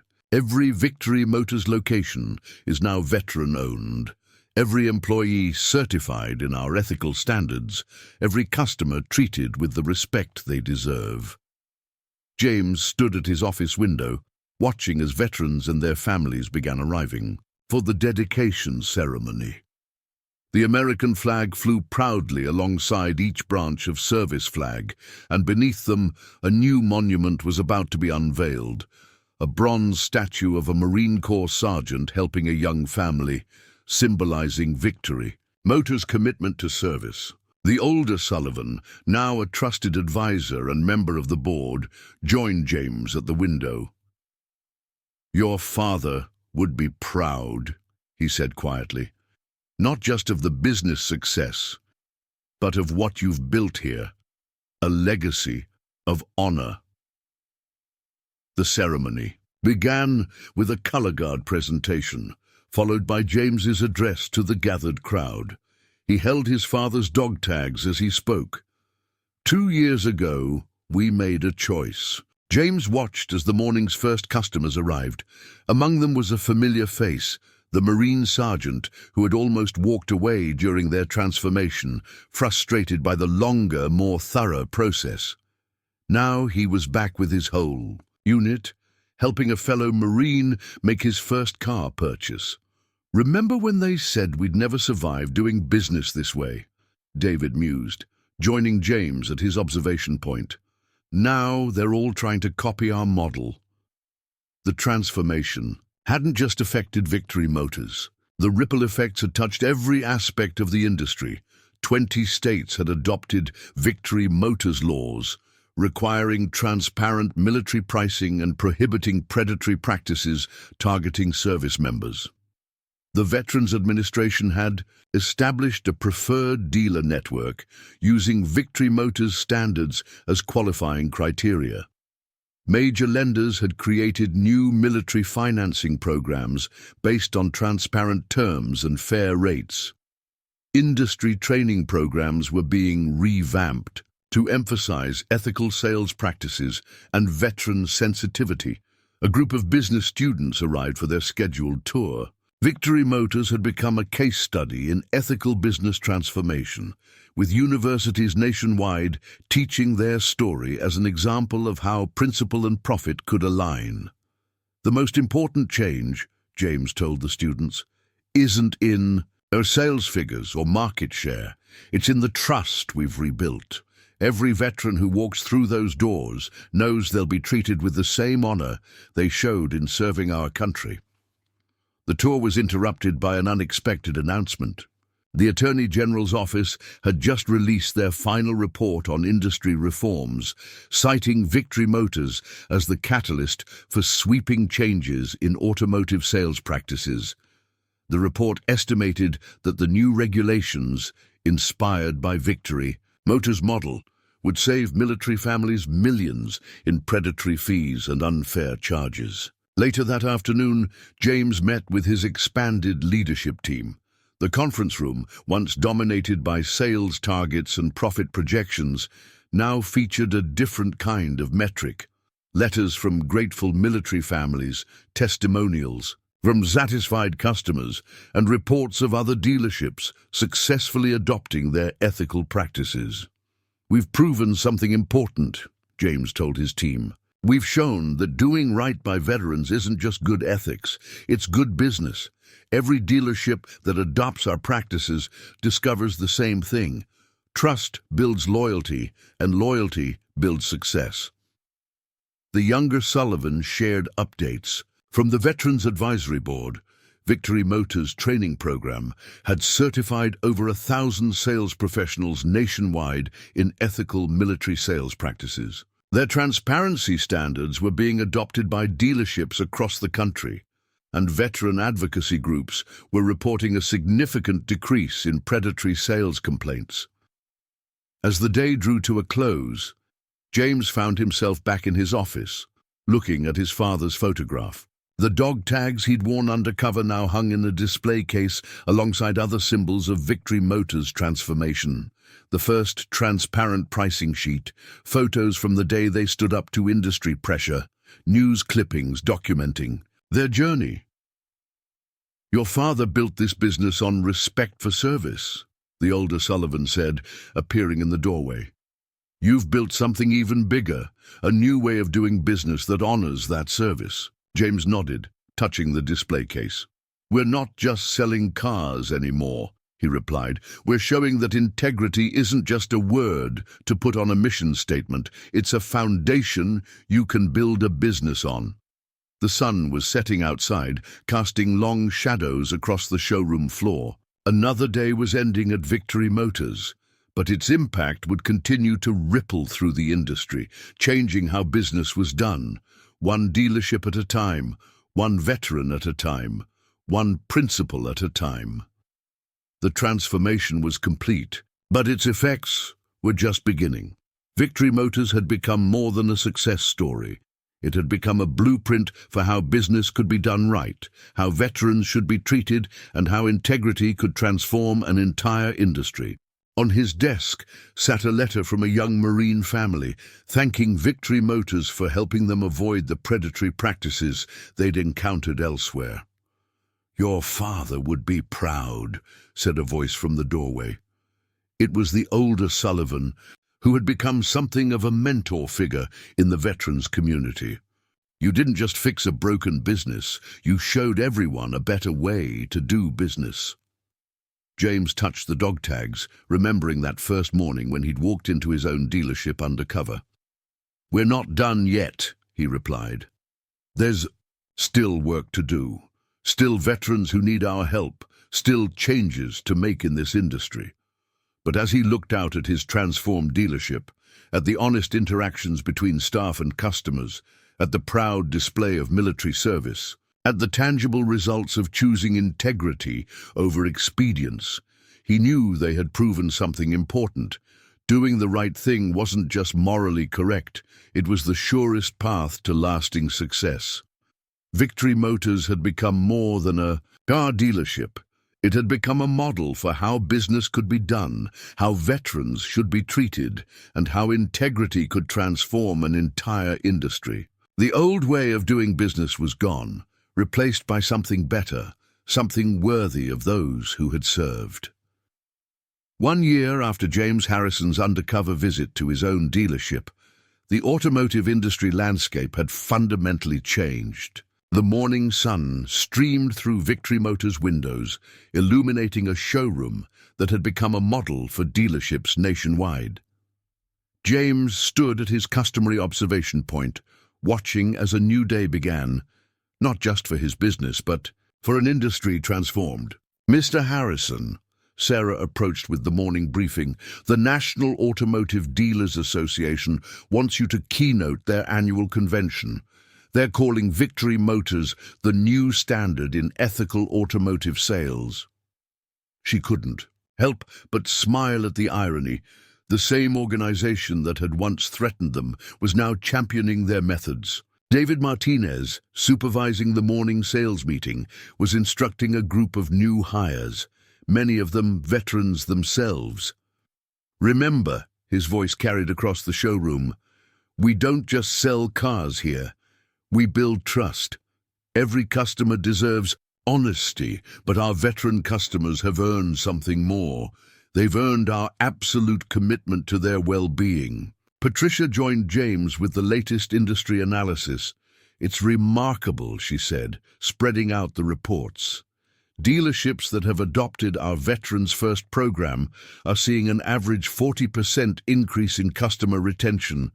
The transparent pricing model has actually improved profit margins by reducing marketing costs and increasing referral business." The numbers told a compelling story. Victory Motors' approach, once dismissed as idealistic and unsustainable, had proven to be a superior business model. The dealership's success had sparked a revolution in how the industry viewed ethical sales practices. "Sir," the younger Sullivan called out, excitement in his voice, "you need to see this." He held up his tablet, showing a news report. The last remnants of Elite Automotive Group were being transformed into a new chain of veteran-owned dealerships, all operating under Victory Motors' ethical guidelines. "Morning, Mr. Harrison," called David Martinez, now promoted to Director of Customer Advocacy. He was escorting a young Army lieutenant through the showroom, walking her through Victory Motors' transparent pricing structure. The lieutenant's initial wariness had been replaced by relaxed attention, the natural response to honest dealing. Patricia approached with the latest quarterly report. "Sir, you'll want to see these numbers." She spread the documents across his desk, revealing something remarkable. Victory Motors hadn't just survived their ethical transformation, they were thriving. Customer satisfaction scores had hit record highs, and surprisingly, so had profits. "It turns out," Patricia explained, pointing to the data, "that when you build trust, customers come back. They refer their friends. They choose the right vehicle instead of being pushed into the wrong one. Our repair shop business has tripled because people trust us to be honest about what their cars actually need." The younger Sullivan, now a permanent fixture at Victory Motors as Veterans Program Director, joined them with his own update. The Veterans Service Training Program has gone national. We've got dealerships in 12 states asking to implement our model. They've seen that treating veterans right isn't just ethical, it's good business. James walked the showroom floor, noting how much had changed. The sales desks, once arranged to intimidate customers, had been replaced by comfortable consultation areas. The walls, previously covered with sales promotion posters, now displayed photographs of happy customers, many in uniform, alongside their stories. The finance office, once a maze of hidden fees and complicated terms, now featured clear pricing boards and transparent loan terms. A new addition, the Veterans Advisory Center, provided free consultation services to military families navigating the car buying process, whether they purchased from Victory Motors or not. "Mr. Harrison," Sarah called out, "the new training class is ready for your welcome speech." In the training room, 20 new employees, half of them veterans themselves, waited to learn Victory Motors' approach to ethical sales. James began his address. "Welcome to Victory Motors. You're not here to learn how to sell cars, you're here to learn how to serve people. Every customer who walks through those doors deserves our best, but our veteran customers have already given their best for us. Our job is to honor that service with integrity." The morning's activities were interrupted by an unexpected visitor. Thomas Langford, former chairman of the now-dissolved Elite Automotive Group. But this wasn't the same imperious figure who had tried to threaten Victory Motors months ago. This Langford was humbled, chastened by the industry's transformation. "Harrison," he said quietly, "I owe you an apology. And maybe more than that, I owe you thanks. When you exposed the industry's practices, I thought you were destroying everything we'd built. Now I see you were saving us from ourselves." James led Langford through the showroom, showing him how ethical business practices had transformed not just their operations, but their results. "The old way wasn't just wrong," James explained. "It was unnecessary. We're making better profits now because we're building long-term relationships instead of chasing quick sales." The tour was interrupted by a commotion at the front entrance. A group of veterans had arrived, led by the older Sullivan. They were celebrating another victory. State legislators had just passed the Military Consumer Protection Act, inspired by Victory Motors reforms. "This is what real success looks like," James told Langford, watching the celebration. "Not just profit margins and market share, but knowing you've made a difference in people's lives." The transformation of Victory Motors had rippled far beyond their showroom. Other dealerships, seeing the success of ethical business practices, were following their lead. Industry associations were adopting new standards based on Victory Motors' model. Military advocacy groups were using their story to push for reforms nationwide. James returned to his office, where his father's photograph still held pride of place. The dog tags he'd worn undercover now hung beside it, a reminder of where this journey had begun. Every business has its practices. You're not just threatening elite, you're threatening the entire industry's stability. How many jobs will be lost if this continues? How many dealerships will close? How many families have already been destroyed by these practices? James counted. How many veterans have had their trust betrayed, their futures compromised? Langford's expression hardened. "Think carefully, Harrison. You've made powerful enemies. The industry can be very unforgiving to those who don't play by its rules." "I am thinking carefully," James replied, standing to face Langford directly. "I'm thinking about every veteran who walked into one of our dealerships, trusting us to treat them fairly. I'm thinking about my father, who taught me that profit without honor isn't success, it's failure." He moved to his office window, gesturing to the American flag outside. "That flag isn't decoration, Mr. Langford. It's a promise. Every person who served under it deserved better than what this industry has given them, and I won't stop until the changes. Langford's mask of civility finally cracked. You fool!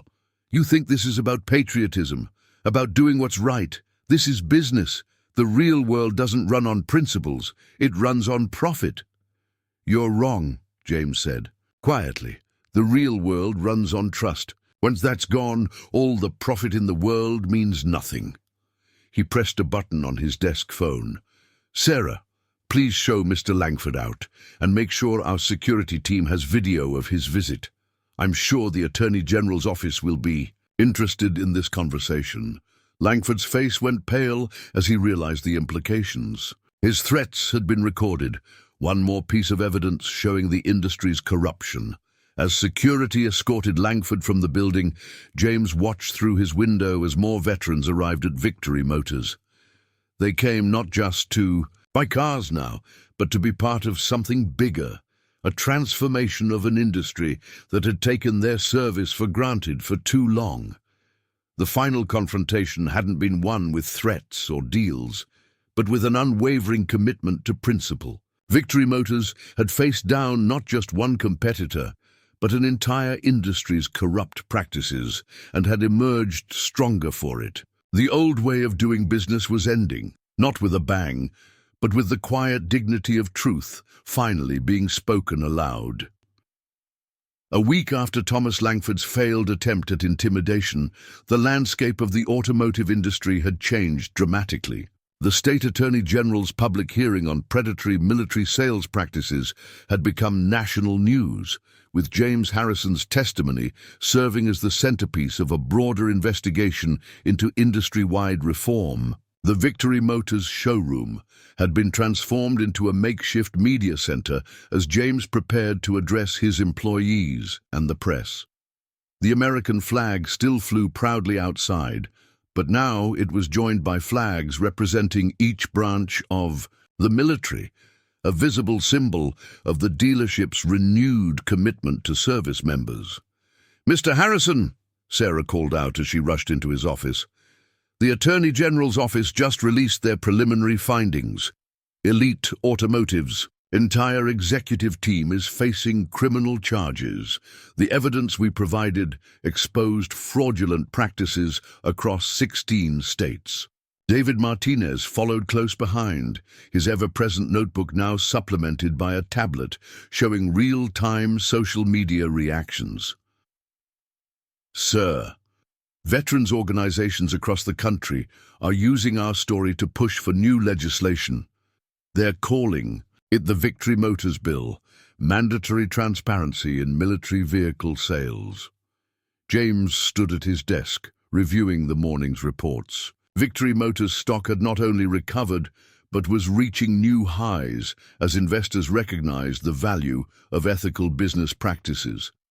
The board of directors, once skeptical of his reforms, had unanimously voted to expand the veterans program nationwide. Patricia entered with more news. "The contract review team has completed our internal audit. We've identified and contacted every veteran customer affected by past practices. The restitution program is fully funded, and we're already receiving thank you letters from families we've helped."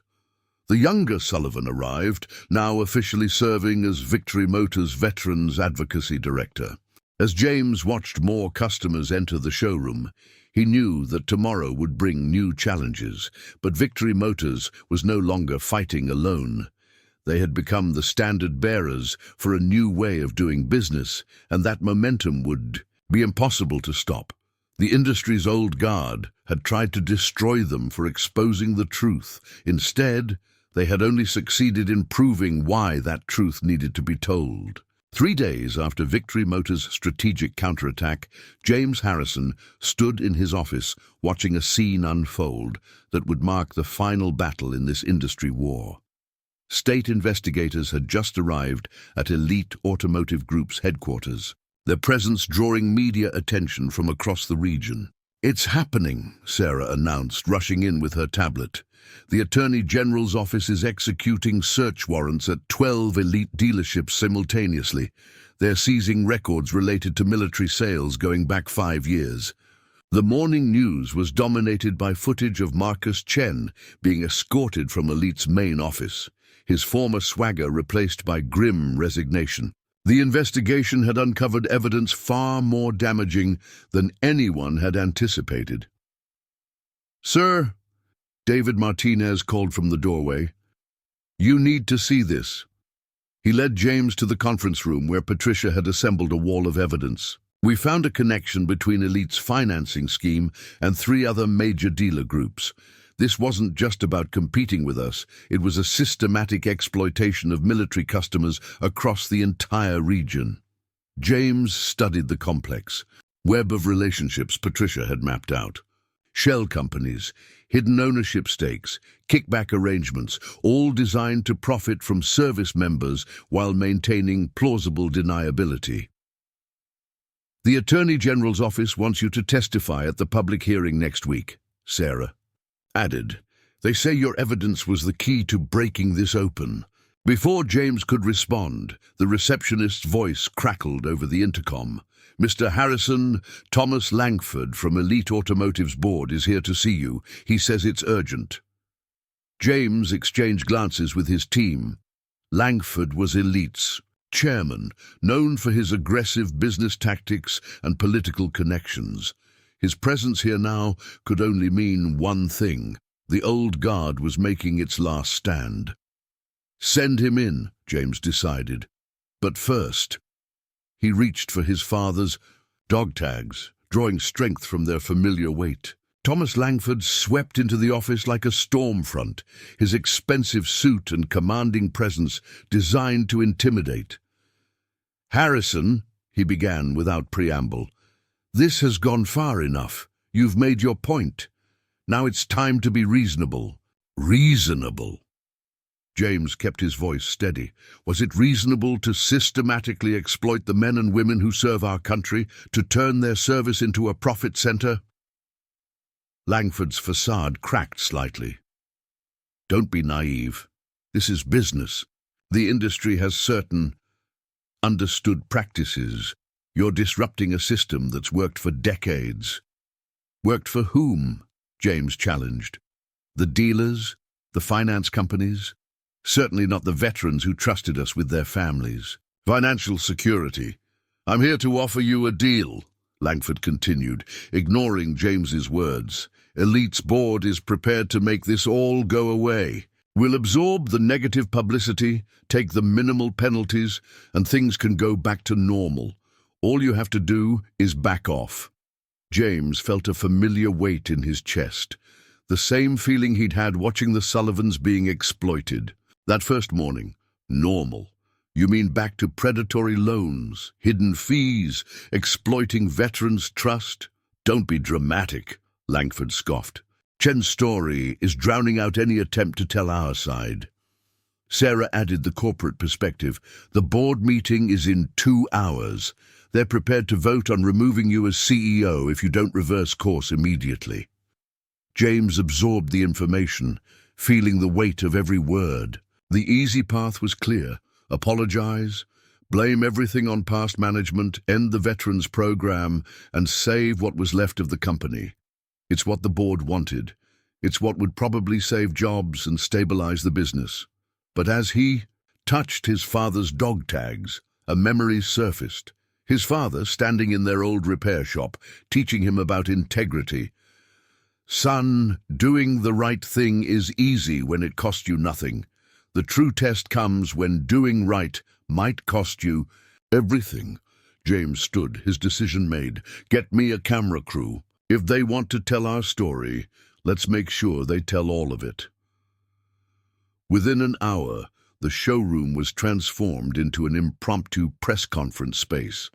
James had called every veteran they'd helped in the past month, every employee who'd witnessed the old practices, every customer who'd been overcharged and made whole. As the cameras rolled, James didn't hide from Victory Motors' past sins. He exposed them himself. He detailed every predatory practice, every hidden fee, every manipulation. But then he showed the changes, the contract reviews, the refunds. The new, transparent processes. He brought forward veterans who'd been helped, employees who'd chosen ethics over commissions, competing dealers who'd been pressured to maintain the industry's corrupt practices. Yes, Victory Motors was part of the problem, he admitted to the cameras. We participated in a system that took advantage of the men and women who served our country. But now we're fixing it, not because we were forced to, but because it's a right. He held up his father's dog tags. My father taught me that honor isn't about never making mistakes. It's about having the courage to correct them. That's what we're doing here. Not for profit, not for publicity, but because our veterans deserve better. The younger Sullivan stepped forward next, sharing his family's story. Other veterans followed, each testifying to the real changes they'd witnessed. Even some of Elite's customers came forward, exposing the predatory practices behind their Ultimate Patriots program. As the press conference continued, something unexpected happened. Veterans began arriving, dozens, then hundreds. They formed a line around the dealership, many in uniform, others wearing their service caps. They weren't there to buy cars, they were there to show support. James's phone buzzed. The board meeting was starting. On the screen, Richard Blackwood's face was grim. Harrison, what the hell are you doing? I'm choosing integrity over expedience, James replied. If that cost me my position, so be it. But Victory Motors will not go back to exploiting veterans. The cameras captured it all. The veterans' stories, the evidence of change, the real cost of doing right. As the day wore on, the narrative began to shift. Social media picked up the authentic voices of veterans defending Victory Motors. Competing dealers who joined Elite's attack began to look opportunistic and callous. By sunset, James still didn't know if he'd saved the company. But looking at the crowd of veterans still gathered outside, he knew he'd saved something more important, his father's legacy of honor. The crisis point had arrived, and Victory Motors had chosen principle over survival. Now they would face the consequences, whatever they might be. The morning after James Harrison's bold press conference, Victory Motors faced a transformed battlefield. The media narrative had begun to shift, but the company's challenges remained critical. James arrived before dawn to find his core team already assembled, running on coffee and determination. The board meeting has been postponed, Sarah reported immediately. After yesterday's coverage, 3 board members contacted me privately. They want to hear our complete strategy before making any decisions. Patricia had taken over the conference room, walls covered with data and analysis. We've got something interesting, she said as James entered. After cross-referencing customer complaints across multiple dealerships, we've uncovered a pattern. Elite Automotive's attacks aren't just about us. They're trying to hide something bigger. David Martinez spread out a series of documents across the table. These are complaints from Elite's military customers over the past 6 months. Look at the financing patterns. He pointed to highlighted sections showing systematic manipulation of military loans. They're trying to force us back to the old way of doing business, he realized. Hit us from all angles until we can't sustain the changes. A call from Sarah confirmed his suspicions. 3 more financing companies had suddenly developed technical issues with Victory Motors accounts. Major suppliers were delayed shipping parts for the service department. Even their advertising slots on local television had been mysteriously bumped for scheduling conflicts. James called an emergency staff meeting. As employees filled the conference room, he could see the worry on their faces. They'd all invested in this change, put their hearts into making it work.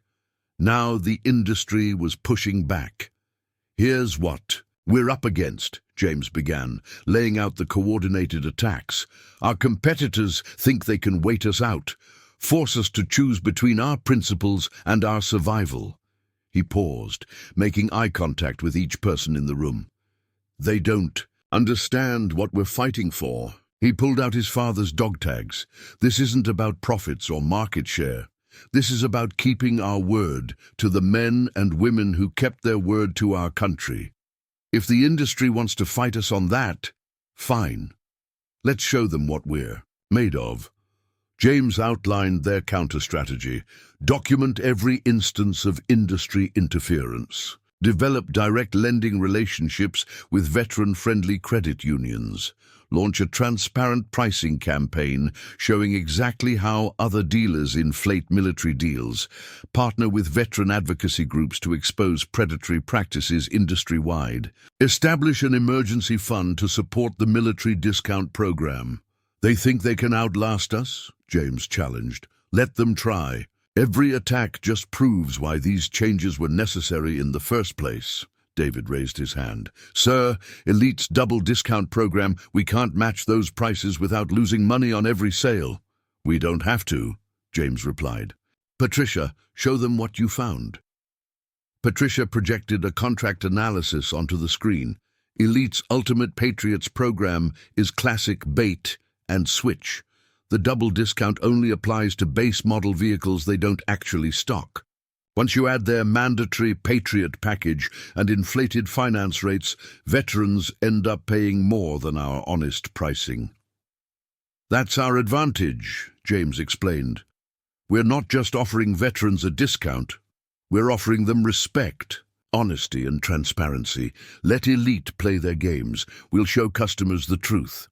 As if on cue, Sarah entered with breaking news. The first wave of Elite's military customers had discovered the hidden fees. Social media was lighting up with comparisons between Elite's deceptive program and Victory Motors' straight dealing. They thought they could beat us at our own game, James said, allowing himself a small smile. But they're still playing the old game, the one based on tricks and traps. We're playing a new game, one based on truth and respect. The meeting was interrupted by a commotion from the showroom. A group of veterans, led by the younger Sullivan, had arrived. They'd heard about the industry's attempts to shut down Victory Motors programs and had come to show support. See that? James asked his team, pointing to the growing crowd of supporters. That's what they don't understand. This isn't just about selling cars anymore. This is about standing up for what's right. He turned back to his employees, seeing not just determination in their eyes now, but pride. They think they can pressure us into backing down. They don't realize that every attack just makes us stronger. Every obstacle just proves why we're needed. The industry's pushback had begun, but Victory Motors was ready. The real fight was just beginning, and James Harrison intended to show the automotive world that doing right by veterans wasn't just good ethics, it was good business. Let them come, he declared. We've got truth on our side, and we've got an army of veterans behind us. The old way of doing business is dying, and no amount of industry pressure is going to bring it back. 3 weeks into Victory Motors' transformation, the combined pressure of industry resistance and internal challenges began to test the company's resolve. The morning started with James Harrison facing his board of directors via video conference, defending the dealership's dramatic drop in short-term profits. Not with empty words and fake discounts, but with real respect and honest dealing. The younger Sullivan followed up. Since sharing our story, we've heard from hundreds of veterans who face similar situations. This isn't just about one dealership making things right. It's about exposing a system that's been wrong for far too long. James watched as other dealers across the country were called out for their practices. Some responded defensively, others promised changes, but the conversation was happening. The shadows were being lifted. After the meeting, James found himself in his father's old office, now restored to its original purpose as a tribute to military service.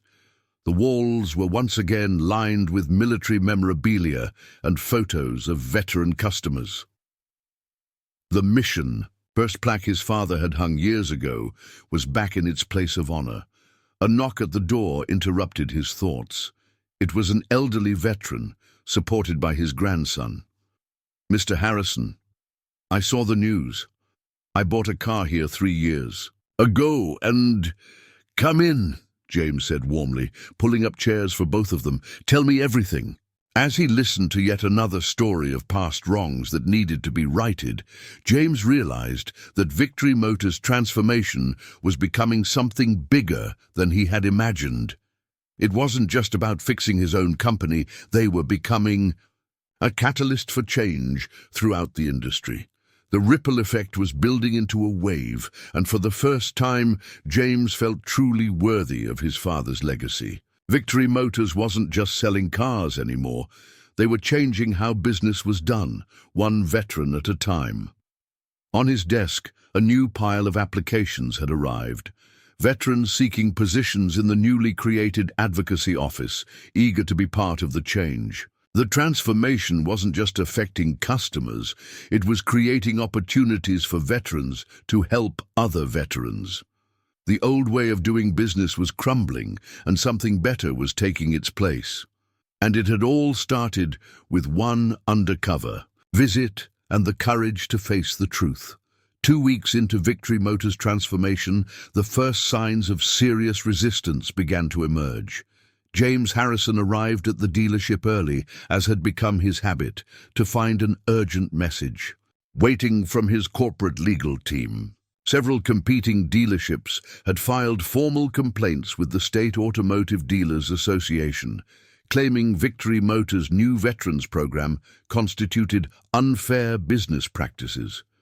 "They're saying we're disrupting market stability," Sarah explained, handing him the detailed report.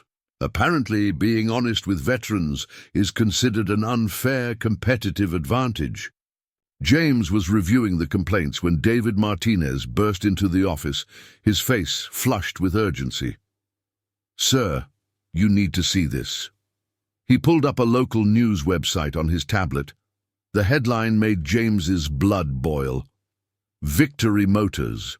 Veterans Program, Marketing Stunt or Genuine Reform?" The article was clearly a hit piece, quoting anonymous industry sources, claiming Victory Motors' changes were merely a publicity grab, designed to distract from years of predatory practices. The most damaging quotes came from James's old nemesis, Marcus Chen, now employed by their biggest competitor, Elite Automotive Group. "It's all smoke and mirrors," Chen was quoted saying. "Harrison's playing the veteran card to cover up in fact that Victory Motors has been overcharging customers for years. Where was this concern for veterans before he got caught?" "They're trying to discredit us," James muttered. But David wasn't finished. "There's more," he said grimly. "Elite Automotive just announced their own Ultimate Patriots program, offering double our military discount for the next month. They're trying to poach our customers with unsustainable deals." James stood at his office window, watching the morning sun illuminate the American flag flying over the dealership. He knew this kind of resistance would come, but the speed and coordination of the attack suggested something more organized. His phone buzzed, a text from Patricia. "Emergency situation in finance. Need you immediately." In the finance office, Patricia and her team were huddled around a computer screen. "We've been locked out of the third-party financing portal," she explained. "The company that handles our military loans claims there's a system upgrade. But none of our competitors seem to be affected." James felt the pieces clicking into place. The transformation was just beginning, but already he could feel the difference. Victory Motors was becoming what it always should have been, a place where service members could trust they were being treated with the respect they deserved. As the afternoon sun filled the showroom, James touched his father's dog tags beneath his shirt. The real work was just beginning, but for the first time in years, he knew they were on the right path. By the end of the first week following James Harrison's undercover revelation, the impact of Victory Motors' transformation had begun to spread far beyond the dealership's walls. The local news coverage of their Veterans First initiative had gone viral, catching the attention of national media outlets and veterans organizations across the country. The showroom had become a hub of constant activity, but not in the high-pressure sales environment of before. Instead, there was a steady stream of veterans coming in to have their contracts reviewed, share their stories, and in many cases experience a level of customer service they had never expected from a car dealership. "Mr. Harrison," Sarah called, out as James walked through the main entrance that morning. The Veterans Affairs Office called. They want to discuss making Victory Motors their preferred dealership for the Vehicle Assistance Program. James nodded, checking his notebook where he'd been tracking the week's progress. "Set up the meeting. And what about the contract reviews?" "Patricia's team has completed the first 100 assessments," Sarah reported. "They've identified over $300,000 in overcharges and denied benefits. Every affected customer has been contacted, and the responses are, well, you should see for yourself." She handed him a stack of letters and emails. One after another, veterans expressed their shock and gratitude at receiving calls about refunds and contract revisions. Many shared their own stories of feeling pressured or deceived, not just by Victory Motors, but by dealerships everywhere. David Martinez approached, holding his ever-present notebook. "Sir, you need to see this." He pulled up a social media feed on his tablet. Veterans groups across the state were sharing their experiences with Victory Motors' new policies. The comment section was filled with stories of other dealerships' predatory practices. "It's not just us," David explained. "This has opened up a conversation about how the entire industry treats veteran customers. Other dealerships are getting called out, and some are starting to respond." James scanned through the posts, his jaw tightening at some of the stories. "Have our legal team review these. Any dealership mentioned specifically needs to be investigated. We might not be able to fix the whole industry, but we can sure as hell shine a light on the problem." The morning sales meeting had a different feel now. Instead of focusing on quotas and profit margins, the team discussed customer satisfaction, metrics and veteran advocacy success stories. Patricia stood up to share the latest results from her contract review team. "We've created a database of every pattern we've discovered," she explained, displaying a detailed spreadsheet. "Hidden fees disguised as required add-ons, manipulated interest rates, denied military discounts. We're documenting everything. But here's the interesting part. Customers are using our findings to challenge similar practices at other dealerships." A young salesman raised his hand. "I got a call from my cousin at Riverside Motors. Their management is freaking out because customers are demanding the same kind of transparency we're offering." James couldn't help but smile. This was exactly the kind of industry-wide impact his father would have wanted to see. The meeting was interrupted by Sarah rushing in with urgent news. "Sir, you need to see this," she said, turning on the conference room's television. A national news network was running a special report on predatory car sales practices targeting military personnel. Victory Motors' recent changes were being highlighted as a model for reform. The reporter was interviewing the Sullivan family. The older Sullivan, looking proud in his Marine Corps cap, was describing his experience. "What Victory Motors is doing now. This is how you honor veterans. This can't just be about our location." "Already in motion," James confirmed. "I've dispatched corporate audit teams to every Victory Motors dealership. Any manager who implemented similar discriminatory practices will be terminated. Any employee who participated will be evaluated for retraining or dismissal." He paused, letting the scope of the changes sink in. "But this isn't just about punitive measures. We're rebuilding our entire approach to serving veteran customers." He outlined the new initiatives. Transparent military pricing program. No.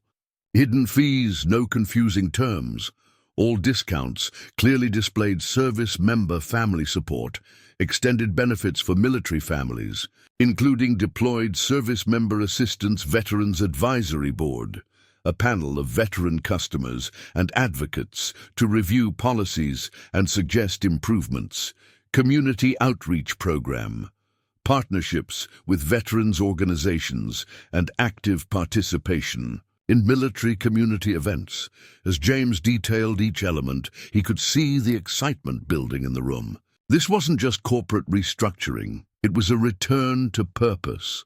There's more, he continued. We're establishing the Victory Motors Veterans Scholarship Fund. A portion of every sale will go toward educational support for veterans and their families. We're also creating a job training program to help transitioning service members start careers in automotive sales and service.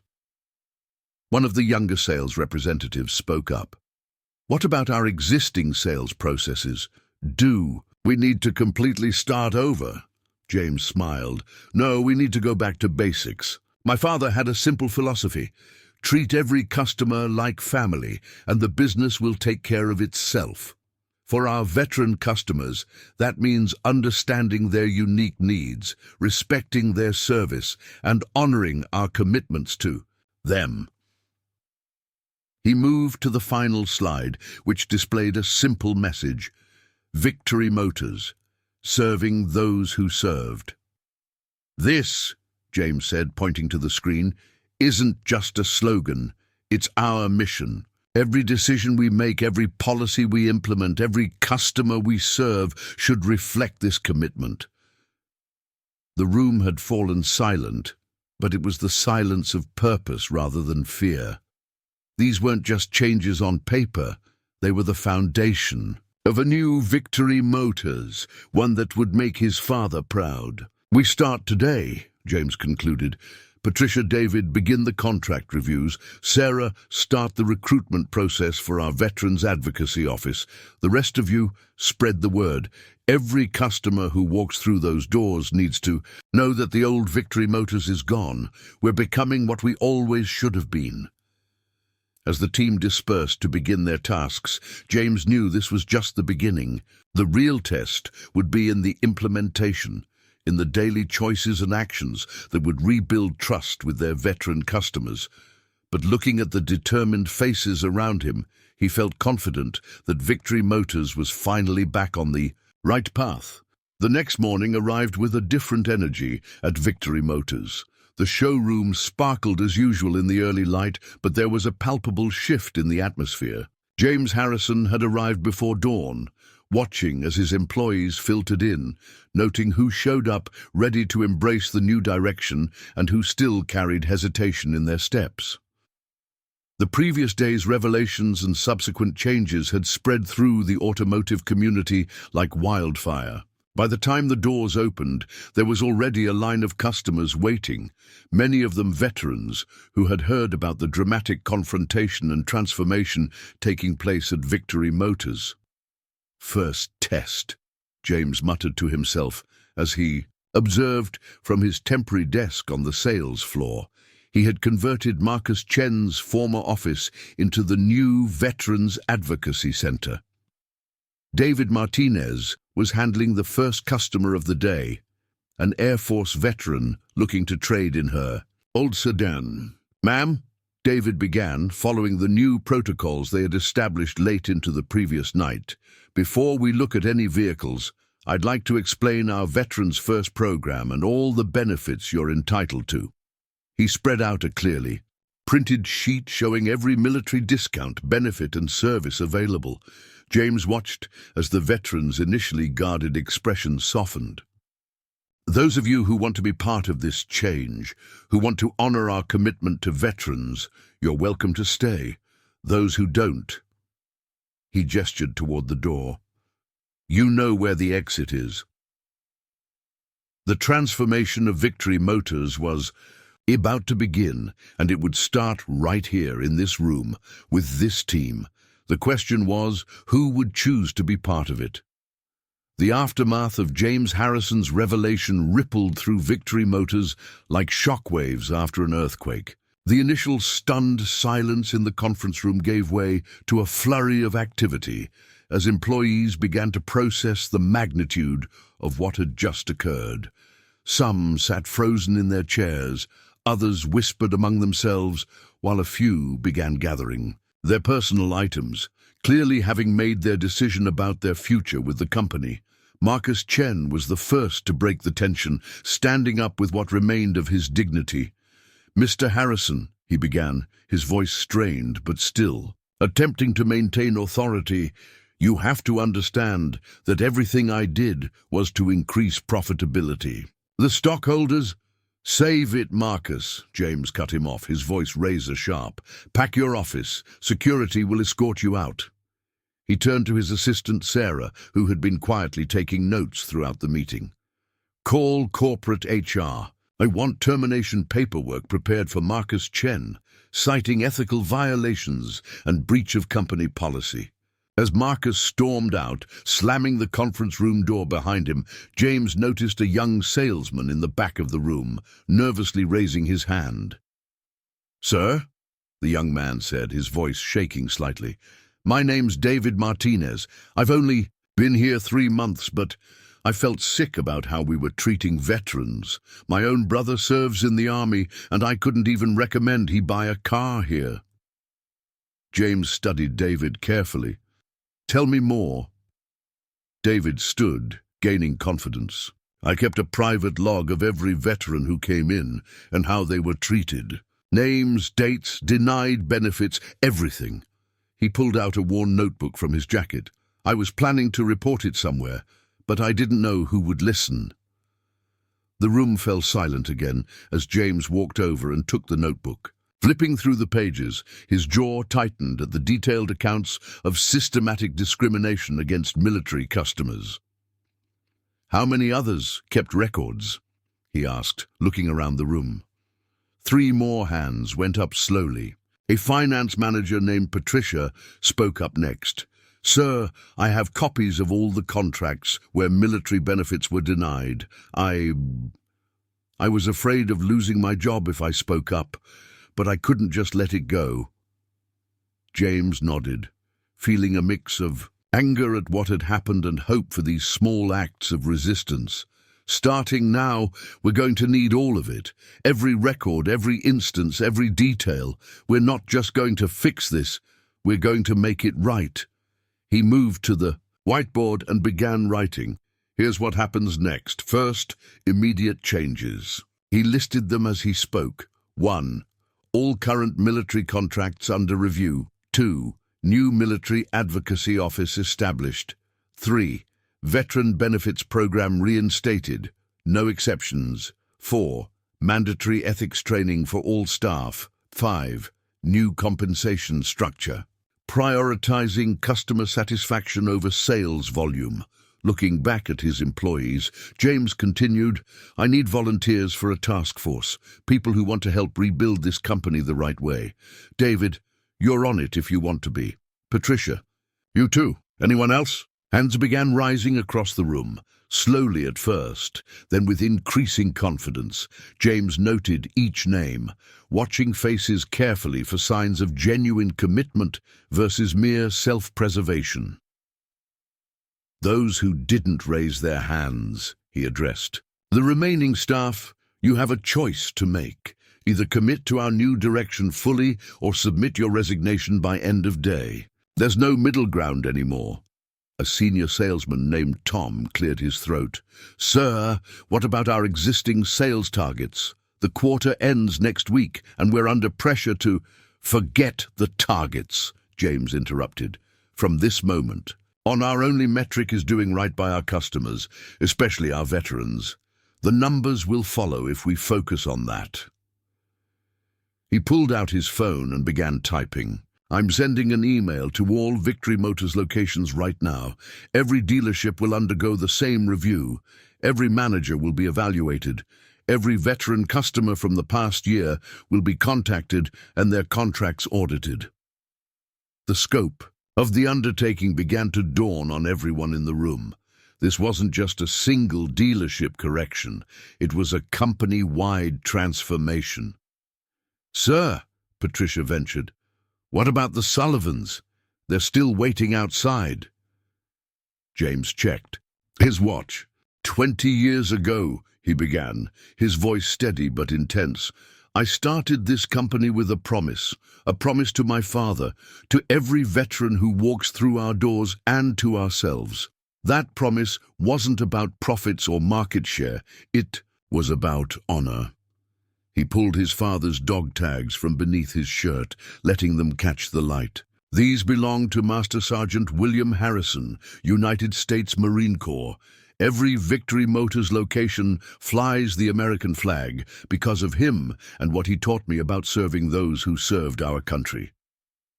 James paced the room slowly, making eye contact with each person. "This morning, I walked into my own dealership wearing my father's veteran's cap. I wanted to see how we treat our customers when they think no one's watching. What I discovered wasn't just disappointing, it was disgraceful." He turned to Marcus Chen, who seemed to shrink in his seat. "Would you like to explain to everyone why a Purple Heart recipient and former POW was deliberately denied his veterans' benefits and pressured into overpriced add-ons? Or should I continue?" Marcus cleared his throat. "Mr. Harrison, I can explain.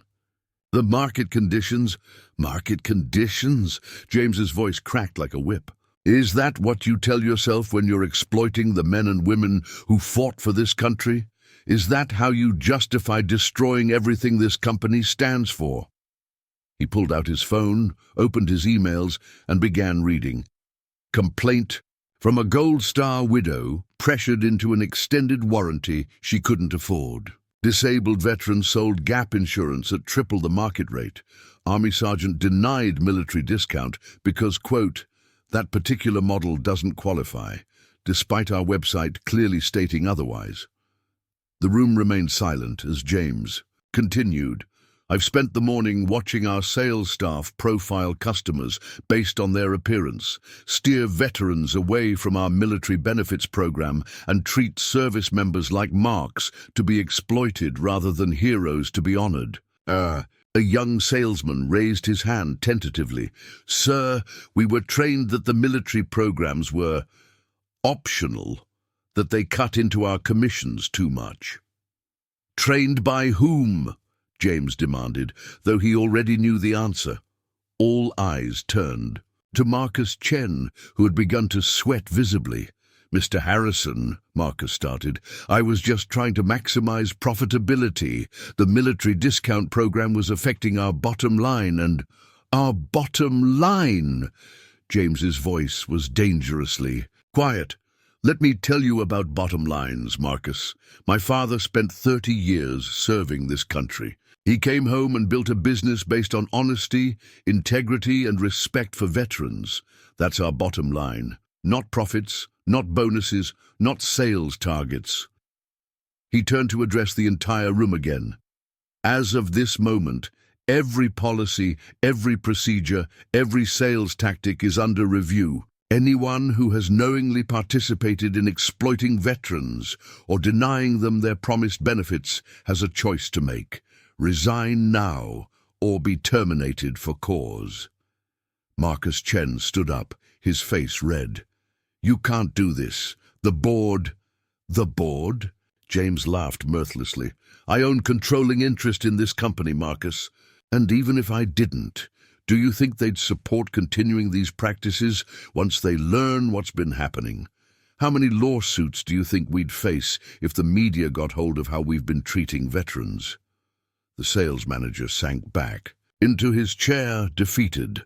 James continued, his voice level but firm. "I'm instituting an immediate review of every sale from the past 6 months. Any veteran who was denied benefits or pressured into unnecessary add-ons gets their contract rewritten, every single one." He pulled out the Sullivan's contract, holding it up for all to see. This ends today.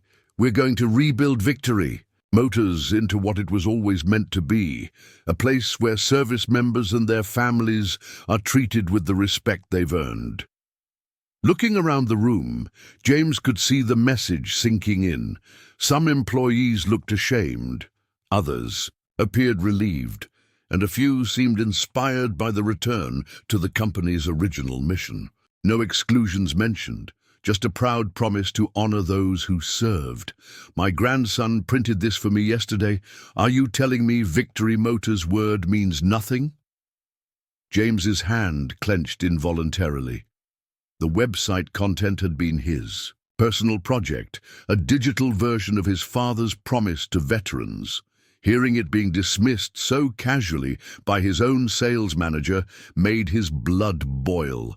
The next exchange made everything worse. "Listen," Marcus said, lowering his voice to a near whisper that James had to strain to hear. "What's done is done. The paperwork is signed. You're both intelligent men. You know how this business works. We can talk about maybe finding some middle ground on your next service visit, but the terms are the terms." The younger Sullivan's response was ice cold. "How this business works? You mean taking advantage of veterans? My father earned a Purple Heart serving this country. He spent 3 years as a POW in Vietnam, and this is how Victory Motors repays that sacrifice." James watched as other customers began to take notice of the exchange. Some wore expressions of concern, others of recognition. How many of them had experienced similar treatment? How many had walked away feeling deceived by the company he had built to honor veterans like his father? The final straw came when Marcus, clearly losing patience, made a fatal mistake. "So with all due respect, your father's service, while admirable, doesn't entitle him to special treatment. He signed the contract. If he didn't read it carefully, that's hardly our responsibility." The words hung in the air like a physical blow. James saw the older Sullivan's face go pale, saw his son's hands clench into fists, and in that moment he knew he couldn't maintain his cover any longer. This wasn't just about business anymore. This was about honor, about promises made and broken, about everything his father had taught him about treating people with dignity. As he stepped forward to intervene, James Harrison felt the weight of his father's dog tags against his chest, reminding him of everything Victory Motors was supposed to stand for. The moment of truth had arrived, and with it, the need to reclaim his company's soul. James felt his entire body tense as he moved forward, his carefully maintained cover about to be shattered. The conversation between Marcus Chen and the Sullivans had become more than just a customer dispute. It had become a moment of moral reckoning for Victory Motors. "Excuse me," James said, keeping his voice deliberately calm as he approached the group. "I couldn't help overhearing."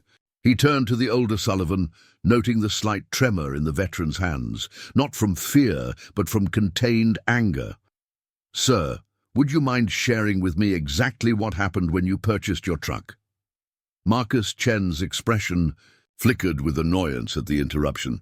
"Sir, this is a private matter between the dealership and our customer. Perhaps I could show you some vehicles while my team handles this situation." James ignored him, focusing instead on the Sullivans.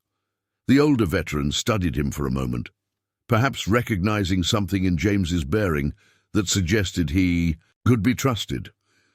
"Bought the truck last Tuesday," he began, his voice steady despite his obvious distress. "Came in specifically because of Victory Motors' advertised commitment to veterans. 3 hours of negotiations, then they rushed us through signing just before closing." The younger Sullivan picked up the thread. "They kept my father here until he was exhausted, confused him with numbers and payment options, then slipped in additional warranties and services he never agreed to. When he mentioned his military service and asked about the veterans program, they claimed his specific vehicle didn't qualify." James felt each word like a physical blow. This was exactly the kind of predatory behavior his father had dedicated his life to fighting against. He glanced at the paperwork on the counter, quickly noting the inflated prices, unnecessary add-ons, and deliberately obscured terms. "Mr. Sullivan," James said, addressing the older veteran directly, "you mentioned you were a POW in Vietnam." He watched as the man's shoulders straightened almost imperceptibly, the instinctive response of a Marine to attention. 3 years, Sullivan confirmed quietly. Shot down over Hanoi in '68, spent 1,156 days in captivity. His son placed a supportive hand on his father's shoulder, the gesture speaking volumes about their relationship. Marcus Chen shifted uncomfortably. The Military Service Board, once a proud display of employees who had served, had been relocated to a back hallway. The dedicated parking spaces for Purple Heart recipients had been reduced to a single spot, now occupied by a sales manager's personal vehicle. Even the coffee cups bearing the Victory Motors logo had replaced their original "Serving Those Who Served" slogan with a generic "Drive Your Dreams" tagline. A group of salespeople gathered near the water cooler, speaking in hushed tones that carried just far enough for James to catch fragments. Easier to sell the extras if you don't mention the military discount first. They all think they deserve special treatment. Just another Tuesday dealing with the heroes. The air quotes around that last word made James's blood boil, but he maintained his cover, pretending to study the sedan's window sticker while his anger simmered. The morning's observations had revealed an uncomfortable truth. Victory Motors had developed two faces. There was the public image, patriotic, supportive, and committed to veterans' welfare. And then there was the reality he was witnessing. The company's soul, built on his father's principles of honor and service, had been hollowed out and replaced with a profit-driven facade that merely paid lip service to those ideals. As James processed these revelations, he noticed movement near the service department entrance. 2 figures had just walked in, their bearing unmistakably military despite their civilian clothes. Something about their concerned expressions and hushed conversation caught his attention. Little did he know, these customers were about to provide the catalyst that would force him to confront the full extent of his company's transformation and demand immediate action. The stage was set for a moment of truth that would shake Victory Motors to its foundation. The 2 military veterans who had caught James's attention made their way toward the customer service desk. Even from a distance, he could read their body language, the straight backs, measured steps, and subtle scanning of surroundings that marked them as service members. The older man, probably in his mid-60s, wore a weathered leather jacket with a small Marine Corps pin on the collar. His companion, a younger man who seemed to be in his 30s, walked with a slight limp and carried himself with the careful movements of someone managing chronic pain. James drifted closer, maintaining his cover by appearing to examine a line of vehicles. The older veteran spoke first, his voice carrying the weight of barely contained frustration. "I'm here about the truck I bought last week," he said to the receptionist. "My son and I need to speak with someone about the financing terms." The receptionist's practiced smile didn't quite reach her eyes as she paged Marcus Chen. James watched as his sales manager emerged from his office, instantly adopting what James now recognized as his damage control expression. "Mr. Sullivan, isn't it?" Marcus said smoothly, extending his hand. "And this must be your son. What seems to be the problem?" The younger Sullivan's jaw tightened. "The problem is that you sold my father a truck with terms that weren't disclosed during the sale. He's on a fixed military pension, and these payments are nearly double what we discussed." His voice carried the controlled anger of someone used to maintaining discipline in difficult situations. Marcus's response was a masterclass in deflection. "Sir, all terms were clearly outlined in the paperwork. If you'd like to review the documents." He gestured toward his office, but the older Sullivan cut him off. "Don't patronize us, son," the father said, pulling out a folder of documents. "I served this country for 27 years. I've led men into combat, and I know when I'm being manipulated. You deliberately rushed us through the paperwork after keeping us here for hours. You knew exactly what you were doing." James felt his chest tighten as he listened. This wasn't just another customer complaint. This was a deliberate exploitation of a veteran's trust. He moved closer, pretending to be interested in a nearby SUV while staying within earshot. The younger Sullivan spoke again, his voice carrying the weight of someone who had seen too much deception. My father mentioned his military service multiple times.